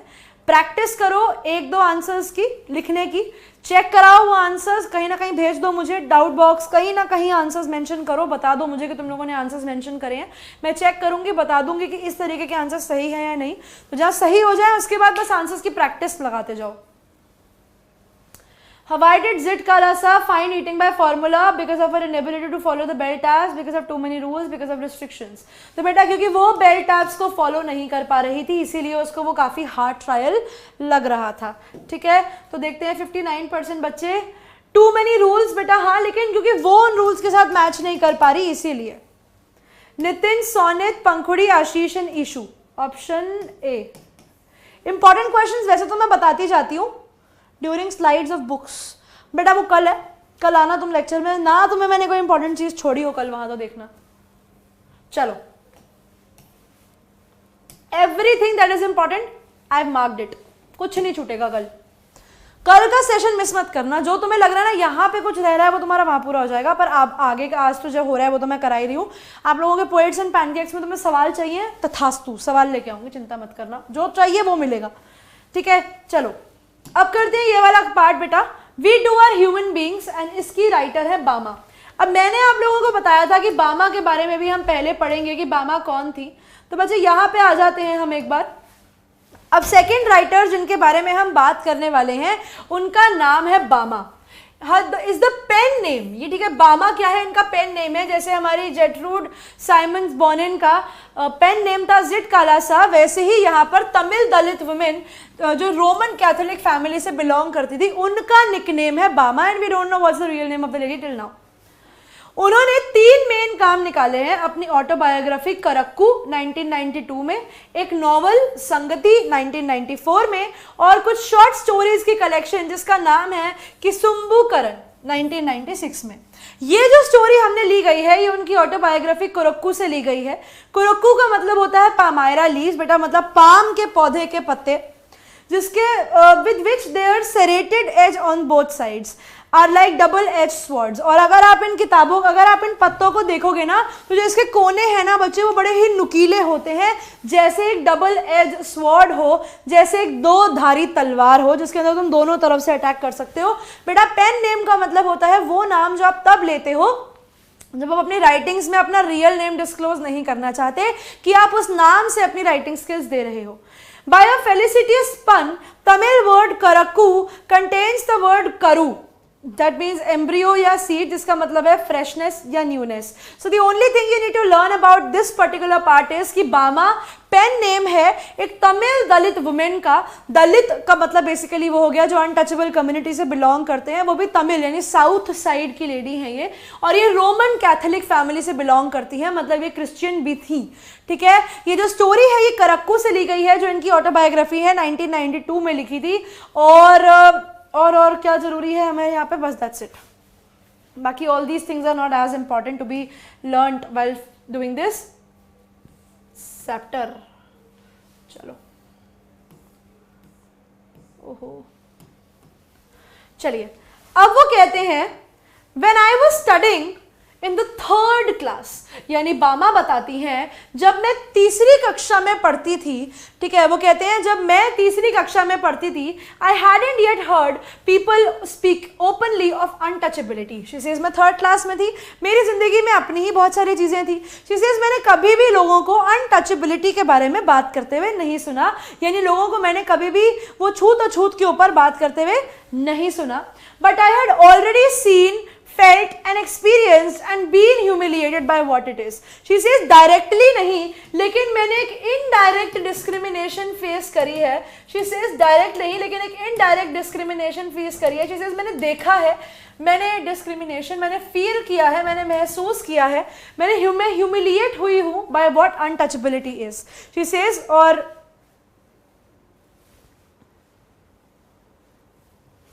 मैं बेटा परेशान नहीं होंगी, चिंता मत करो। I was walking home from school one day. अब वो अपने एक एक्सपीरियंस रिकलेक्ट करती हैं, हमें सुनाती हैं। वो कहती है एक दिन मैं स्कूल से आ रही थी, an old bag hanging from my shoulder, और वो कहती हैं कि मैंने एक ओल्ड सा बैग अपने कंधों पर ले रखा था। It was actually possible to walk the distance in 10 minutes. अब वो कहती है मेरे घर से मेरे स्कूल का डिस्टेंस वैसे तो मैं 10 मिनट में कवर कर सकती हूँ, लेकिन मुझे 30 मिनट्स लगते थे। अब यहाँ पर बच्चे ये एक बहुत इंपॉर्टेंट सवाल है, वाई इट टुक 30 मिनट्स, ये लिख लेना, तुम लोगों को सवाल चाहिए था ना, why it took 30 minutes to cover the distance instead of 10। तो उनको 10 मिनट की जगह पर, ये बहुत अच्छा सवाल है, 5 नंबर के में भी आ जाता है और 3 नंबर में भी आ जाता है। तो वो पूछते हैं कि ऐसा क्या था, ऐसा क्या हो जाता था उनके साथ कि उन्हें 10 मिनट का रास्ता 30 मिनट्स का पड़ता था। हाँ बेटा, लास्ट सेक्शन में होगा grammar. It would take me from half an hour to an hour to dawdle along watching all the fun and games that were going on. She says मुझे आधे घंटे से 45 मिनट लगते थे टू ड्वैडल अलोंग, मतलब to move slowly. She says मैं धीरे धीरे ऐसे रेंगते रेंगते रेंगते सारी मस्ती मजाक देखते देखते बड़े ही प्यार से घर जाती थी। All the entertaining novelties and oddities in the street, the shops and the bazaar. She says रास्ते में जो भी novelties, मतलब कुछ भी ऐसी entertaining लोग, चीजें, सब दिखता था। All the oddities, basically the odd things. She says मैं सब कुछ देखती फिरती चलती थी और उन सबको देखने में ही मुझे टाइम लग जाया करता था। अब यहाँ से बच्चे बहुत इंपॉर्टेंट चीज है कि वो क्या देखती थी, इसमें से कुछ एक्स्ट्रा कराने की जरूरत नहीं है, बस ये लर्न करने की जरूरत है। वो परफॉर्मिंग मंकी को देखती थी, वो स्नेक को देखती थी, which the snake charmer kept in his box, यानी वो सांप को देखती थी जो सपेरा अपने बॉक्स में रखता था और हर थोड़ी थोड़ी देर में पै पै पै पै पै पै पै पै पै पै पै पै पै पै पै बजाकर वो स्नेक को बार बार बीच बीच में ऊपर निकाला करता था। वो cyclist who had not got off his bike for 3 days, रास्ते में आते आते कोई साइकिल वाला आदमी जो इस तरीके से अपनी साइकिल गोल गोल चला रहा होता था और 3 दिन से अपनी साइकिल से नीचे नहीं उतरा होता था। who kept pedaling as hard as he could from the break of the day, यानी the start of the day, जो सुबह से उसने साइकिल चलानी शुरू करी है और वो साइकिल चला रहा है ताकि वो पैसा कमा सके। The rupee notes that were pinned on to his shirt to spur him on, और वो पैसे जो लोग उसको देते थे उसको और एनकरेज करने के लिए कि चल भाई लगा रहे, उसको और एनकरेज करने के लिए जो लोग उसको पैसा दिया करते थे। द मारियाता टेम्पल, ठीक है, वहां पे एक टेम्पल दिखती थी वो रास्ते में आते आते। The huge bell hanging there, और वहां से वो जो बेल आ रही होती थी, जो बेल लगी होती थी वहां पर। द पोंगल ऑफरिंग, पोंगल बच्चे एक फेस्टिवल होता है साउथ साइड के अंदर, दैट इज जनरली जिसमें आप पोंगल राइस बनाते हो। बेसिकली जैसे हमारे यहाँ पर मकर संक्रांति मनाया जाता है वैसे वहां पर पोंगल मनाया जाता है कि भैया पहली फसल उग गई है, उस पहली फसल के लिए वहां पर Pongal offerings being cooked in front of the temple, वहां पर पोंगल का खाना बन रहा होता था। The dried fish stall by the statue of Gandhi, और साइड में ही मार्केट में कहीं मच्छी का एक स्टॉल लगाया हुआ है गांधी जी की मूर्ति के पास। The sweet stall, the stall selling fried snacks, यानी जैसे हमारी मार्केट का सिनेरियो होता है जहां पर हम लोग बहुत सारी हसल बसल देखते हैं, बिल्कुल वैसी ही एक मार्केट से वो हमेशा गुजरा करती थी। And she used to observe everything very keenly, तो इसके लिए आप एक वर्ड यूज कर सकते हो दैट शी वॉज अ कीन ऑब्जर्वर। ठीक है, शी वॉज अ कीन ऑब्जर्वर। अब आप लोगों को वो कैब चाहिए था तो लिखते जाओ, शी वॉज अ कीन ऑब्जर्वर, और वो हर चीज को देखते देखते she try to absorb things, और जो भी उसके आसपास हुआ करता था उन सब चीजों को वो अब्जॉर्ब करने की कोशिश करती थी, उन सब चीजों को वो देखकर एंजॉय करने की कोशिश करती थी। All the other shops next to each other, the street lights always demonstrating how it could change from blue to violet. The Narikuravan hunter gypsy with a wild lemur in cages, selling needles, clay beads and instruments for cleaning out the ears. Oh, I could go on and on and on. अब वो कहती है कि और वहां पर एक के साथ एक शॉप्स बनी हुई हैं, स्ट्रीट लाइट जल रही है अलग अलग कलरों में, कोई ब्लू में जल रही है, कोई वायलेट में जल रही है, कोई नरिकुरावन हंटर जिप्सी है जो लेमूर को बेसिकली एक मंकी लाइक एनिमल को केज में बिठाकर लेकर जा रही है, ठीक है। शी सेज मतलब इतना कुछ है ना वहां पर देखने वाला। She says I was seeing so many things, कोई नीडल्स बेच रहा है, कोई क्ले बीड्स बेच रहा है, कोई इंस्ट्रूमेंट बेच रहा है कान साफ करने के लिए। शी सेज मतलब I could go on and on and on, मैं बस चीज़ों के बारे में बताती रह जा सकती हूँ कि you know there were people who were enjoying all these things, लोग इन सब चीज़ों को देखना बड़ा ही इंजॉय करते थे। He says, और मैं 10 मिनट के रास्ते को आधे घंटे का बना देती थी बिकॉज मैं सब चीज़ों को देखते हुए आती थी। Each thing would pull me to a standstill. She says, हर चीज़ मुझे वहाँ पर रोक देती थी, made me think, और वो कहती है हर चीज़ के बारे में फिर मैं सोचती थी, not allowed to go any further। मैं उन चीज़ों को देखती ही रह जाती थी और उसके बाद मैं वहाँ से आगे ही नहीं बढ़ती थी। हाँ बेटा याद करना पड़ेगा, आप इसमें से कोई भी 5 या 6 चीज़ें लर्न कर सकते हो, मैं लास्ट में बताती वैसे पर कर लो। 5 to 6 थिंग्स को लर्न कर लो कि वो क्या क्या करती थी, दैट वुड बी सफिशिएंट, उसके आगे करने की ज़रूरत नहीं है। वो बताती है कभी कभी कुछ फेमस पॉलिटिकल पार्टीज जो थी वो भी आ जाया करती थी, वहां पर अपना स्टेज लगाती थी and harangue was through their mics, और कह सकते हो कि टेल अबाउट द पॉलिसीज, और वो कहते हैं और वहाँ पर पॉलिसीज के बारे में हमको आकर बताया करते थे माइक में से। तो जी सेज कि मतलब आप चले जाओ इस एरिया के अंदर तो you going to find various things and the lively atmosphere. तो वो कहती हैं कि मतलब आपको वो लाइवली एटमॉस्फेयर एक्सपीरियंस करने का मौका मिलेगा, you will be able to see things and you will feel very good. She says और मेरे साथ भी वही होता था, I used to see things और उसकी वजह से मुझे घर आने में टाइम लग जाता था। और वो कहती है कभी कभी वहां पर स्ट्रीट प्ले हो रहा होता था, कभी पपेट शो हो रहा होता था, या no magic no miracle stunt हो रहा होता था।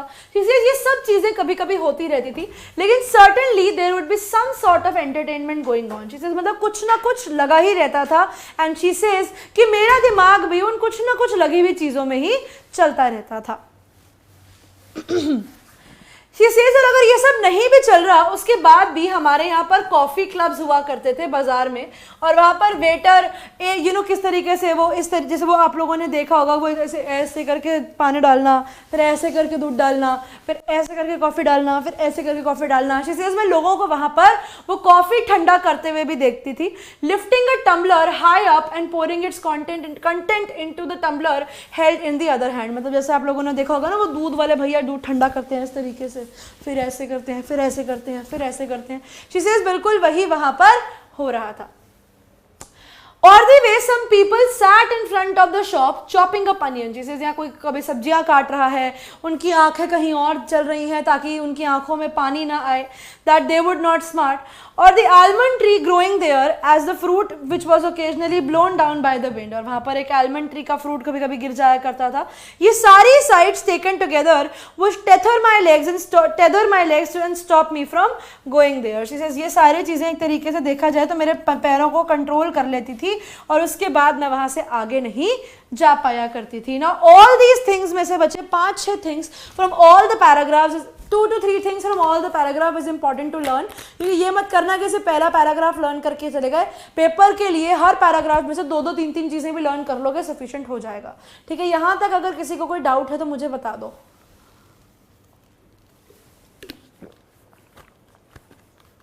बेटा देख रही हूं मैं, चैट अलग ही लेवल की चल रही है।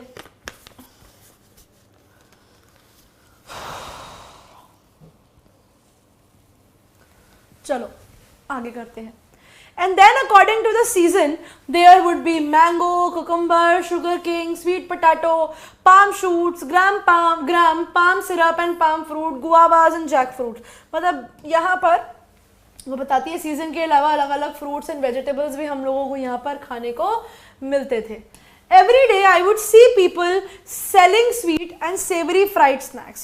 हर दिन वहाँ से जाते जाते मैं लोगों को देखा करती थी कि वो लोग काफ़ी टेस्टी फ्राइड स्नैक्स बेच रहे हैं, पायासम बेच रहे हैं, हलवा बेच रहे हैं, टैमराइंड सीड्स इमली बेच रहे हैं, आइस लॉलीज यानी बेसिकली जो हमारी वो आइसक्रीम्स होती हैं वो बेच रहे हैं, यानी आपकी जो कैंडीज होती हैं उनको बेच रहे हैं। सेवरी का मतलब होता है बच्चे टेस्टी, डिलीशियस,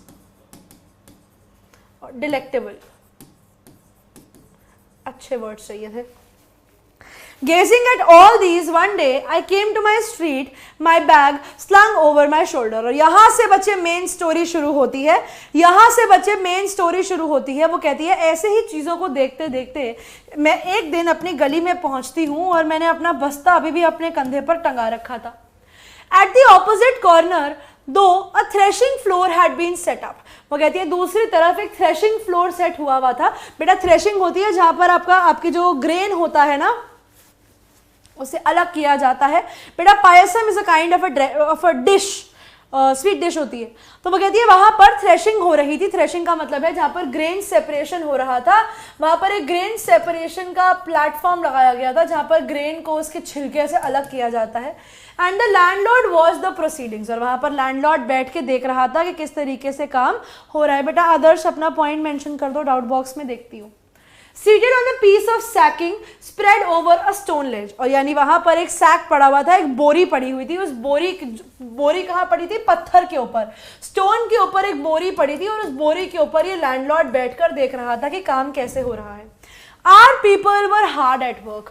अब वो कहती है कि हमारे लोग जो थे, हम सब लोग बहुत ज़्यादा मेहनत करते थे। ड्राइविंग कैटल्स इन पेयर्स, हमारे जो एनिमल्स हैं उन्हें साथ में चराने लेके जाना। To tread out the grain from the straw, और हम कोशिश करते थे कि हम जो भी काम करें उसको अच्छे से करें ताकि, और इसी से हमारे ही लोग वहाँ पर काम कर रहे थे कि ग्रेन को उसके हस्क से, ग्रेन को उसके छिलके से अलग करने का काम हम लोग वहाँ पर, छिलके नहीं छिलके से अलग करने का काम हम लोग कर रहे थे। The animals were muzzled so they wouldn't help themselves to the straw, और वो कहते हैं जो वहाँ पर दो उन्होंने एनिमल्स बांधे हुए थे, कैटल बांधे हुए थे, उनको मजल लगाया हुआ था मुंह के ऊपर, बेसिकली उनके मुंह को कवर किया हुआ था। देयर आप कह सकते हो कि माउथ कवर्ड, ताकि वो लोग उस स्ट्रॉ को खाने ना लग जाए वहाँ पर, और वो लोग वहाँ पर काम कर रहे थे।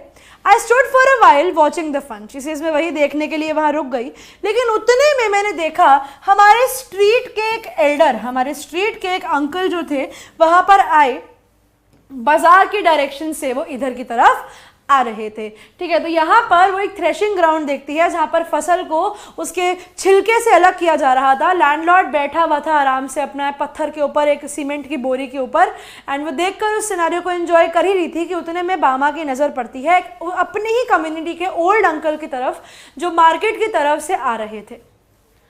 The manner in which he was walking along made me want to double up. She says मेरे को उनको देखकर बड़ी हंसी आई। I want to shriek with laughter at the sight of such a big man carrying a small packet in that fashion. She says मेरा मन कर रहा था कि मैं वहाँ पर हंसने लगूँ, मेरा मन कर रहा था कि मैं बड़ी तेज तेज हंसूँ। She says because हम ये चीज़ मेरे लिए ना बड़ी ही अजीब सी थी। She says एक इतना बड़ा अंकल, इतने बड़े अंकल हमारी कम्युनिटी के एक छोटे से पैकेट को ऐसे फैशन में इन दिस वे लेकर आ रहे थे। ठीक है, तो ही सेज अब उन्होंने कैसे पकड़ा हुआ था मैं आप लोगों को दिखाऊं, कोई पैकेट यहाँ पड़ा हो तो मान लो I have this packet here. ठीक है, consider that I have this packet here. तो हम नॉर्मली पैकेट को ऐसे पकड़ते हैं। ठीक है, we hold the packet like this. ठीक है, दिस इज द वे जिसमें पैकेट को पकड़ा जाता है। Now the uncle was holding the package this way, ऐसे अंकल ने उस पैकेज को ऐसे पकड़ा हुआ था, यू गाइस कैन सी, इस तरीके से। ठीक है, he was holding the passage this way, package इस तरीके से उन्होंने उस पैकेज को पकड़ा हुआ था अपने से दूर, बिल्कुल कोने से, बिल्कुल ऐसे ऊपर से, just from that particular piece उन्होंने उसको पकड़ा हुआ था। और उसको बड़ी हंसी आई अंकल के ऊपर कि भैया ये अंकल क्या कर रहे हैं। I guess there was something like vadai या green banana bhajji in that packet because the wrapping paper was stained with oil. जैसे मुझे देखकर लगा कि इसमें कुछ ना कुछ खाने का ही है, या तो वो कोई बनाना भजिया होगा इसके अंदर या वड़े होंगे, बिकॉज वो पैकेट जो है पूरा ऑयली हो रखा है। He came along holding the packet by its string without touching it. वो कहती है वो अंकल बिल्कुल उसको उसके ऊपर से थैली की यूं इस तरीके से थैली से पकड़ के उसको लेकर आ रहे थे और उसके ऊपर बिल्कुल भी टच नहीं कर रहे थे। I stood there thinking to myself, if he holds it like that, won't the package come undone and the vades fall out? तो उसको लगा कि अगर मैं इस तरीके से ही इसको पकड़ के रखेंगे इस पैकेट को तो ये पैकेट खुल नहीं जाएगा और सारी भजियां गिर नहीं जाएंगी। तो she was thinking and she was not able to understand in third class कि ये अंकल ने पैकेज को इस तरीके से क्यों पकड़ा हुआ है। Why? बेटा मैंने नहीं किया रे भाई, पड़ा हुआ था डब्बा यार। तो he was thinking कि इस तरीके से उन्होंने उस पैकेज को क्यों पकड़ा था। Elder went straight up to the landlord, उसने देखा कि उनके कम्युनिटी के एल्डर सीधा लैंडलॉर्ड के पास जाते हैं, बाउड लो, वहां जाकर ऐसे करके अपना सर ऐसे करते हैं, नीचे अपना हेड बाउ करते हैं, and extended the packet towards him, और वो पैकेट इस तरीके से ओए होए, और जाकर इस तरीके से उनको इस हल्के से दूर से पैकेट उन्होंने दे दिया, cupping the hand that held the string with his other hand, और उन्होंने क्या किया, अब अंकल को पैकेट दिया तो अंकल ने इस तरीके से वो पैकेट ले लिया, यानी the landlord came there and the landlord this the packet, तो लैंडलॉर्ड ने नीचे से उस पैकेट को पकड़ लिया, यानी he did not even touch the place जहां से उनके अंकल ने, जहां से वो एल्डर मैन ने उन्हें पैकेट दिया, ऐसे वो पैकेट पकड़ा हुआ था और उन्होंने ऐसे करके नीचे से उस पैकेट को पकड़ा, not even touching it from the place जहां से उन अंकल ने पैकेट उन्हें पकड़ाया था. The landlord opened the parcel and began to eat the vada. तो लैंडलॉर्ड ने पार्सल खोला और अंकल खाने लग गए. After I watched this at last, I went home. She says, ये सब देखकर मैं अपने घर चली गई कि पता नहीं ये क्या हुआ, मुझे तो नहीं समझ में आया. अब उनके एल्डर ब्रदर जो थे वो घर पर ही थे. उन्होंने उनको पूरी स्टोरी सुनाई बड़ी ही फनी डिटेल के साथ कि भैया भैया आपको पता है आज क्या हुआ, मैंने हमारी ही कम्युनिटी के अंकल को इस तरीके से वो पैकेट को पकड़ के लेके जाते हुए देखा, पता नहीं अंकल उस पैकेट को ऐसे क्यों पकड़ रहे थे. I fell about laughter at the memory of a big man and the elder at that, making such a game out of carrying the parcel. और वो इस बात पर हंसने लगती है कि यार ऐसे क्यों पैकेट पकड़ा हुआ था, इतने बड़े अंकल, उन पर गिर थोड़ी जाता वो पैकेट, तो ऐसे क्यों पकड़ा था, पैकेट को नॉर्मली क्यों नहीं पकड़ा था अंकल ने. तो लोग यहाँ पर क्या करने लगा, he started laughing on the uncle कि भैया ये अंकल कर क्या रहे थे भाई. बट दी अन्नन वॉज नॉट अम्यूज, लेकिन अन्ना को कहानी सुनाई तो उनके चेहरे के तो बजे पड़े थे 12. He was not able to understand कि भाई ये हंस क्यों रही है, why is she laughing at this. He was not surprise, he was not happy, he was not impressed कि भैया ये क्या हो रहा है. अन्ना ने बताया कि the man wasn't being funny. अब यहाँ पर पहली बार उस बेचारी बच्ची को रियलिटी समझ आई कि वो अंकल मजे मजे में इस तरीके से पकड़कर नहीं घूम रहे थे, उन्होंने उस पैकेज को किसी रीजन की वजह से पकड़ा हुआ था. ही सेड एवरीबडी बिलीव्ड कि वो अपर कास्ट से हैं. तो यहाँ पर उन्होंने कास्ट सिस्टम को भी वहाँ पर आप कह सकते हो कि उन्होंने इस स्टोरी के थ्रू क्रिटिसाइज किया है, क्रिटिसाइज कास्ट सिस्टम. उन्होंने यहाँ पर ये कास्ट सिस्टम को क्रिटिसाइज किया है ये बताकर कि वो अंकल ने पैकेट को इसीलिए ऐसे नहीं पकड़ा हुआ था, because he was feeling funny about it. He says वो इसीलिए इस तरीके से नहीं पकड़ा हुआ था, he was touching it so that he should not touch the packet actually, कि पैकेट के अंदर जो खाने का सामान है उस पर अंकल का हाथ ना लगे, क्योंकि he was belonging, the story is कि he belonged to a poor class, he belonged to the lower class, that means the class of the untouchables. आप लोगों को पता होगा, आप लोगों ने वर्ना सिस्टम के बारे में पढ़ाई, कभी वर्ना सिस्टम के बारे में सुना होगा ना. हमारे कंट्री में एक सिस्टम चलता था बेटा जिसे कहते हैं वर्ना सिस्टम. ये वर्ना सिस्टम के अंदर हमारे पास 4 कास्ट थी. सबसे ऊपर हमारे पास आते हैं ब्राह्मण्स, सेकंड नंबर पे हमारे पास आते थे क्षत्रियास, थर्ड नंबर के ऊपर हमारे पास आते थे वैश्यास, और लास्ट में हमारे पास आते थे शूद्रास. तो बच्चे जो शूद्रा कम्युनिटी है इन्हीं को इंग्लिश में हम लोग अनटचेबल्स, और फिर उसके बाद इन्होंने अपने लिए अपना नाम रखा था दलित्स. तो दे were called as Dalits. Mahatma Gandhi ने इनको नाम दिया था हरिजन, आप लोग याद रखेंगे. Mahatma Gandhi also considered them to be the Harijan which means the god of lord Vishnu. ठीक है, तो इन्होंने बताया कि वो इसीलिए नहीं ऐसा कर रहे कि उनको मजा आ रहा है. ही सेज कि ये जो अपर कास्ट है ना, ये अपने आप को कोई तोप समझते हैं, एंड दे कंसिडर कि अगर ये लोग शूद्रास जो हैं, if they are touching all those things, तो वो उस चीज को अनइम्प्योर कर देंगे. ठीक है, वो उस चीज को इम्प्योर कर देंगे, या फिर उस चीज को पॉइजन कर देंगे, या फिर वो लोग उस चीज को स्पॉइल कर देंगे. तो जिससे ताकि उस खाने के कंटेंट अंदर जो कंटेंट जो है वो खराब ना हो, इसीलिए उन्होंने उसको ऐसे पकड़ा ताकि वो अपना सामान भी डिलीवर कर दें, सामान भी खराब ना हो. If they did they would be polluted. और वो कहते हैं अगर उनका खाना टच हो गया तो वो ये हो गया कि इन लोगों ने हमारे खाने को प्रदूषित कर दिया है. That's why he had to carry the package by its string. और वो कहते हैं इसीलिए उन्होंने उसको इस तरीके से पकड़ा हुआ था. When I heard this, I didn't want to laugh anymore and I felt terribly sad. और वो कहती है जब मैंने ये सुना तो तब मुझे रियलाइज हुआ कि this is not the correct thing to do. और तब उसे रियलाइज होता है कि जिस चीज पर वो हंस रही थी वो सोसाइटी का कितना बड़ा धब्बा है. How bad that thing is. How could they believe that it was disgusting if one of us held the package in the hand, even though the vadai had been wrapped first in banana leaf, then parceled in paper? अब वो कहती है कि मतलब ये कितनी बचकानी बात है, ठीक है. अब वो कहते हैं कितनी बचकानी बेटा. Harijan, Hari is the name of lord Vishnu and जन का मतलब इज पर्सन, तो Harijan which means lord Vishnu, sorry the lord नहीं, the child of lord Vishnu. तो हाँ, तो जी सेज कितनी बकवास बात है ये कि मतलब पहले तो जो वड़े हैं उसे पैक किया गया किसके अंदर, एक बनाना लीफ के अंदर, उसके बाद उसे पेपर रैपिंग लगाई गई. चीजें अगर हम टच कर भी लेंगे तो वो चीज अंदर से पल्यूट तो नहीं हो रही ना, उसके पास ऑलरेडी इतनी ऊपर की कवरिंग है. एंड जी सेज कितनी शैलो बात है कि हम लोगों ने उनका सामान बर्बाद कर दिया. I felt so provoked and angry. चीजें मुझे ऐसा लग रहा कि मुझे किसी ने इंस्टिगेट कर दिया है, मुझे किसी ने भड़का दिया है इन सब चीजों के अलावा, इन चीज के ऊपर. किसी मैं खुद चाहती थी कि मैं जाऊं उन बड़ों को हाथ लगा के आ जाऊं कि ले बोल, ले खा इसको, खा के दिखा. Why should we have to fetch and carry for these people? I wondered. She says that if the man had so problem, such a big problem कि भैया हमारे खाने को हाथ टच करने से खाना खराब हो जाएगा, तो she says first place पे हमें बोला है क्यों लेकर आने के लिए. अगर हमारे लाने से तुम्हारा खाना दूषित हो जाता है तो हमसे मंगवाओ ही मत ना, बात ही खत्म, किस्सा ही खत्म, करना ही क्यों है. Such important elder goes out meekly to the shop to fetch snacks and hand them over reverently. She says हमारे यहाँ के इतने important elder जिनकी इतनी इज्जत है हमारे यहाँ पर, उनको meekly, उनको आपने इतना शाइली मार्केट भेजा अपना सामान लाने के लिए ताकि वो आए और तुम्हें काफी रिस्पेक्टेड तरीके से पकड़ाएं कि लो साहब अपने बड़े खा लो. Bow and shrinking, तुम्हारे आगे से सर झुकाकर कि सर लीजिए और खा लीजिए.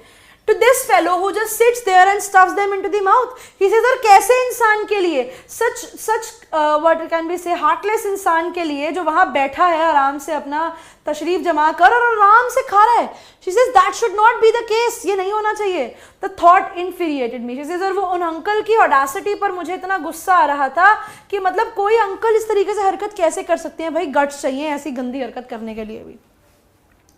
How was it कि इन लोगों को ये अपने आप को why is it that they think so big of themselves? वो अपने आप को इतने महान क्यों समझते हैं भाई? Because उनके पास 4 पैसे हैं. Did they mean they must lose all human feelings? उनके पास 4 पैसा है तो क्या मतलब इंसानियत भूल जाओगे क्या? But those two are human beings. He says हम लोग भी तो इंसान हैं, वो लोग भी तो इंसान हैं जिसके साथ तुम ऐसा हरकत कर रहे हो. Our people never run these petty errands for these fellows. He says हम लोगों को कभी भी ऐसे small काम नहीं करने चाहिए. हम लोगों को कभी भी इन लोगों के लिए छोटे मोटे काम करने ही नहीं चाहिए.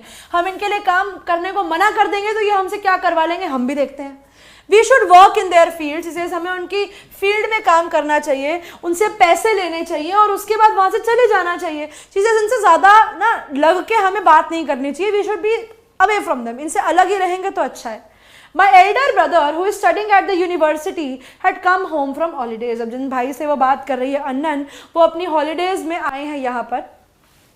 He would often go to the library in the neighboring village to order or borrow the books, and on his way home, walking along the bank of the irrigation tank. और उसके भाई जब घर आते थे तो वो irrigation tank के साइड वाले रास्ते से होते हुए आते थे.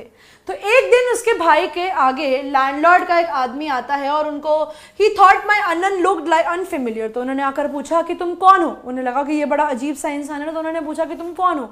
हु आर यू अप्पा, व्हाट्स योर नेम. तो उन्होंने पूछा कि तुम कौन हो और आपका क्या नाम है. अनन ने अपना नाम एकदम से बता दिया. तो एकदम से आदमी ने पूछा thambi, on which street do you live. उन्होंने पूछा कि थाम्बी. अच्छा तुम्हारा नाम थाम्बी है, तो तुम कहाँ रहते हो, तुम्हारी गली कौन सी है, विच इज योर गली.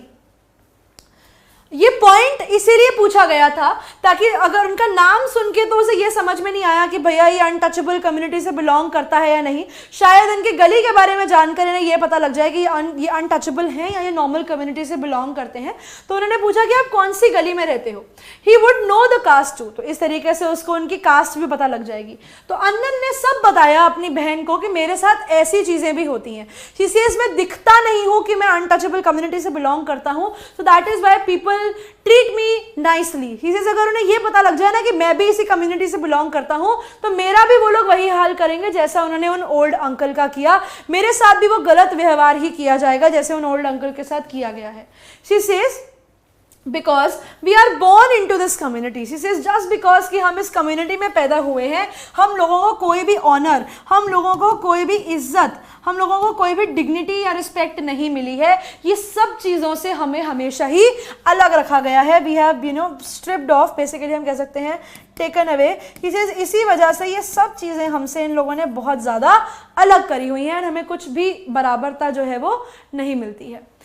अब लेकिन वो यहाँ पर अपनी प्रॉब्लम का सल्यूशन भी देते हैं, वो कहते हैं लेकिन अगर तुम पढ़ाई करोगे और प्रोग्रेस करोगे तो तुम ये सारी इंडिग्निटीज, ये जो तुम्हारे साथ गलत व्यवहार हो रहा है, सबका खात्मा कर सकते हो। तो यहाँ पर वो सल्यूशन देते हैं अपनी बहन को कि अगर तुम्हें वैसी किस्मत नहीं जीनी जैसे ये लोग जीते हैं तो उसके लिए पढ़ाई करो, पढ़ो जितना पढ़ सकती हो, क्योंकि जब तुम you are always ahead in your lessons, people will come to you for their own accord. ठीक है, वो कहते हैं कि जब तुम अपने लेसन्स में आगे होगे, जब तुम अपनी पढ़ाई में अच्छे होगे, तो लोग अपने फायदे के लिए तुम्हारे पास आएंगे और तब लोग भूल जाएंगे कि तुम कौन हो। Then people are going to forget that which community you belong to, और उसके बाद लोग तुम्हें अपने से जोड़ेंगे। किसी भले ही वो सेल्फिश रीजन की वजह से हो, लेकिन उसकी वजह से कम तुम एक अच्छी जिंदगी तो जी पाओगी। तो यहाँ पर उनके भाई ने किस चीज पर फोकस किया है बच्चे?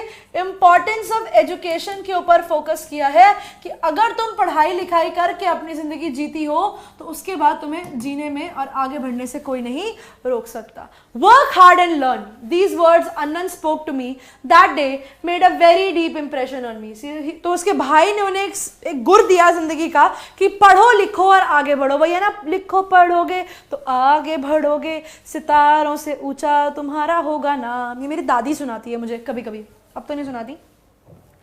And I studied hard with all my breath and being in a frenzy almost, ठीक है, in a आप कह सकते हो कि mad state, crazy state। She says, और काफी क्रेजीली मैं पढ़ती गई क्योंकि मुझे इस प्रॉब्लम में, मुझे इस डॉगमा में नहीं जीना था।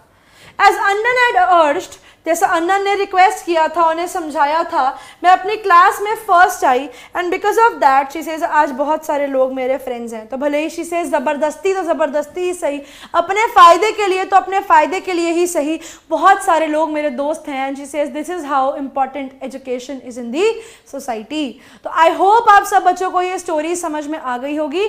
मैं इसके बच्चे पोल्स करा रही हूँ, जल्दी से पोल कर लीजिए ताकि इसके बाद आप लोग अपनी विजेता सीरीज के लिए जा सकें। मैं डाउट्स देख लेती हूँ। मैम जब तक स्कूल में रहते हैं तब तक कोई अनटचेबल फील नहीं रहती, लेकिन कम थिंकिंग कैसे आ जाती है? बेटा जब तक स्कूल में रहते हैं तब तक कोई अनटचेबल फील नहीं रहती, लेकिन कम्युनिटी ये थिंकिंग कैसे आ जाती है? बेटा बिकॉज स्कूल के अंदर रूल्स एंड रेगुलेशन सेम होते हैं, वैसे ही चीज़ें स्कूल में भी नहीं होती है, स्कूल से बाहर भी आपको देखने को मिल सकती हैं। थैंक यू बेटा आदर्श। बेटा श्रीक का मतलब होता है बहुत तेज चिल्लाना, टू शाउट। मजल का मतलब होता है, बेटा डॉग्स को देखा होगा ना आपने, उनके मुंह पे वो मजल लगा देते हैं, कवर कर देते हैं, दैट इज मजल। बेटा दिसंबर के बाद शुरू हो जाएंगी। पेरेंट को कौन सी सजा मिली? बेटा उनको भी तो उनके बच्चों से दूर कर दिया ना। क्या क्या क्या क्या क्या क्या क्या क्या लास्ट डाउट क्या पूछा है बेटा? लास्ट आईसीसी फॉलो करो ना, पहले इंट्रोडक्शन दो, फिर कंटेंट दो, फिर कंक्लूजन दो, वर्ड लिमिट टच हो जाएगी बहुत प्यार से, कुछ नहीं बचेगा। चलो बताओ जी, 3 क्वेश्चंस करते हैं। ये बेटा पहला सवाल आप लोगों की स्क्रीन पर, इसके बाद 2 सवाल और हैं, फिर छुट्टी है आप लोगों के लिए। 7:30 बचे आप लोगों के परिश्रम में दूसरी क्लास है, उसके पहले मैं तो फ्री कर दूंगी आपको और 5 मिनट में। What are the names of the 2 women? Zitkala Sa, a Native American, and Bama, the Tamil Dalit. Zitkala and Sa, Ba and Ma, Annan and Bama.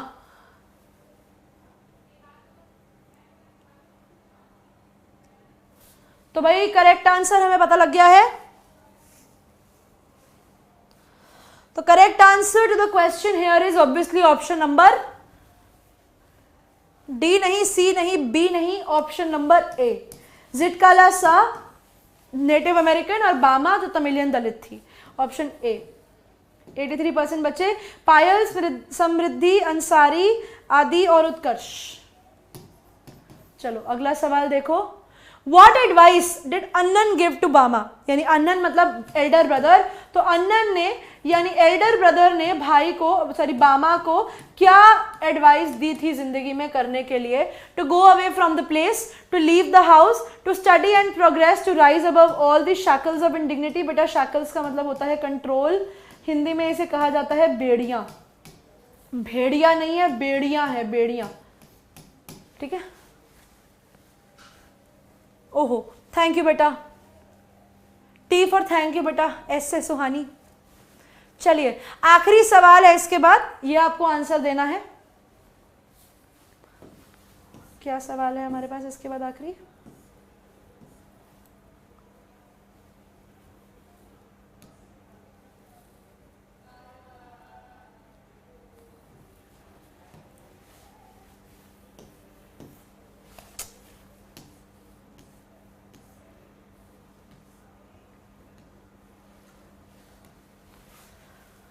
तो भाई ने बोला कि बेटा आगे बढ़ना है तो पढ़ाई करो, बिकॉज भले ही लोग सेल्फिशली तुम्हारे पास आएंगे लेकिन you will always be respected in the society. Option number C, 87% बच्चे, पायल, तन्वी, सोनित, उत्कर्षण, आदित्य। ऑप्शन सी आपके क्वेश्चन का सही जवाब है। And here we have the last question of the class, how did Bama earn respect of the people? Bama ने respect कैसे earn करी? तो बेटा ये लास्ट क्वेश्चन है। जिन लोगों को पोल में दिक्कत थी मैं एक बार टीम को बता दूंगी, आप लोगों का इशू रिजॉल्व कर दिया जाएगा। पोल में पीछे से एक्चुअली कुछ प्रॉब्लम आ रही है। लास्ट सवाल है, how did Bama earn respect of the people of the higher class? By shopping, by spending money, by studying hard and earning the first position in her class, या all of the above? This is the last question for the day बच्चे, और इसी के साथ हम लोग हमारी class को एंड करेंगे ताकि आप लोग अपनी पढ़ाई कर सकें।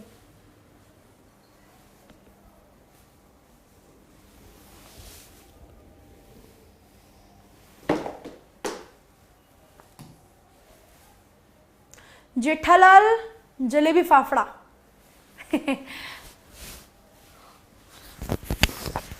मैं अहमदाबाद गई थी ना, तब दी ओनली टाइम, उस दिन मेरा महाशिवरात्रि का फास्ट था तो मेरा जलेबी फाफड़ा उस दिन खाना रह गया, गरम गरम जलेबी फाफड़ा विद पपैये का भजिया। अब मेरा मन है कि मैं वापस से अहमदाबाद जाऊं and I want to have that jalebi fafda. फिर मैं अगले दिन जब दिल्ली आना था तो मैंने जलेबी फाफड़ा लेकर रखा था अपने लिए। एंड सरप्राइजिंगली जिस होटल रूम में मैं रुकी थी वहाँ पर ना वो नहीं था, फ्रिज नहीं था, तो मैंने पूरे टाइम AC ऑन रखा था कि मेरा जलेबी फाफड़ा खराब ना हो। बस मैंने अगले दिन खाया पर गरम गरम नहीं मिला, बस ये नुकसान रह गया। By studying hard and earning first position in the class, option number C, 93% बच्चे, आदि, पायल, सोनित, समृद्धि एंड रश्मि। बहुत बढ़िया बच्चे, ऑप्शन नंबर सी। अब इसी के साथ बच्चे हम लोग हमारे सेकंड लास्ट चैप्टर को करते हैं एंड और क्लास खत्म करते हैं आप लोगों की, ताकि आप लोग अपने विजेता सीरीज में जा सकें। और बच्चे हमारा लीडर बोर्ड देखते हैं, सोनित, आदि, अंसारी, मुज्तबा अली, नितिन, सत्यम, उत्कर्ष, अभिषेक, आदित्य, साक्षी एंड फैज आलम। तो बच्चे यहाँ पर हमारा लेसन हो जाता है खत्म, सेकंड लास्ट चैप्टर खत्म, विस्तास की बुक खत्म। फ्लेमिंगो में से बच्चे एक लास्ट चैप्टर बचता है जिसका नाम है poets and pancakes. Poets and pancakes के बारे में आपको बहुत कुछ कल पता लग जाएगा, और बाकी इन डिटेल चैप्टर हम लोग परसों तो कर ही रहे हैं हमारे बैच में। और यहीं पर आकर बच्चे क्लास हो जाती है खत्म। आप लोगों के लिए इसका DPP अपलोड हो गया है। DPP के साथ बच्चे आप लोगों को पुराने समरी नोट्स मिल गए हैं। समरी नोट्स के क्वेश्चंस कल जो क्लास में कराऊंगी वो क्वेश्चंस, और जो मैं क्लास में लिखवाती हूँ वो क्वेश्चंस, उतना कर लोगे, सिलेबस डन है, उसके आगे करने की रिक्वायरमेंट नहीं होगी। ठीक है बच्चों, बामा वाले में से क्वेश्चन, वे बेटा थैंक यू गरिमा, ये मैं आप लोगों को बता देती हूँ। बामा के साथ मेमोरीज ऑफ चाइल्डहुड में एक सवाल जो बहुत जरूरी आप लोगों को पूछा जा सकता है, वो आ सकता है, हाउ डिड बामा rise out of the shackles of caste discrimination?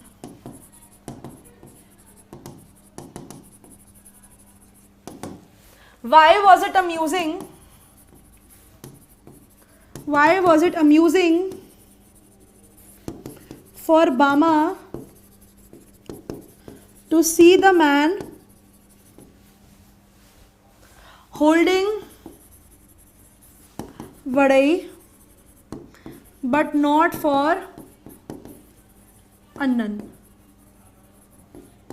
ठीक है, ये दो क्वेश्चन बहुत जरूरी हैं, ये भी कर लेना।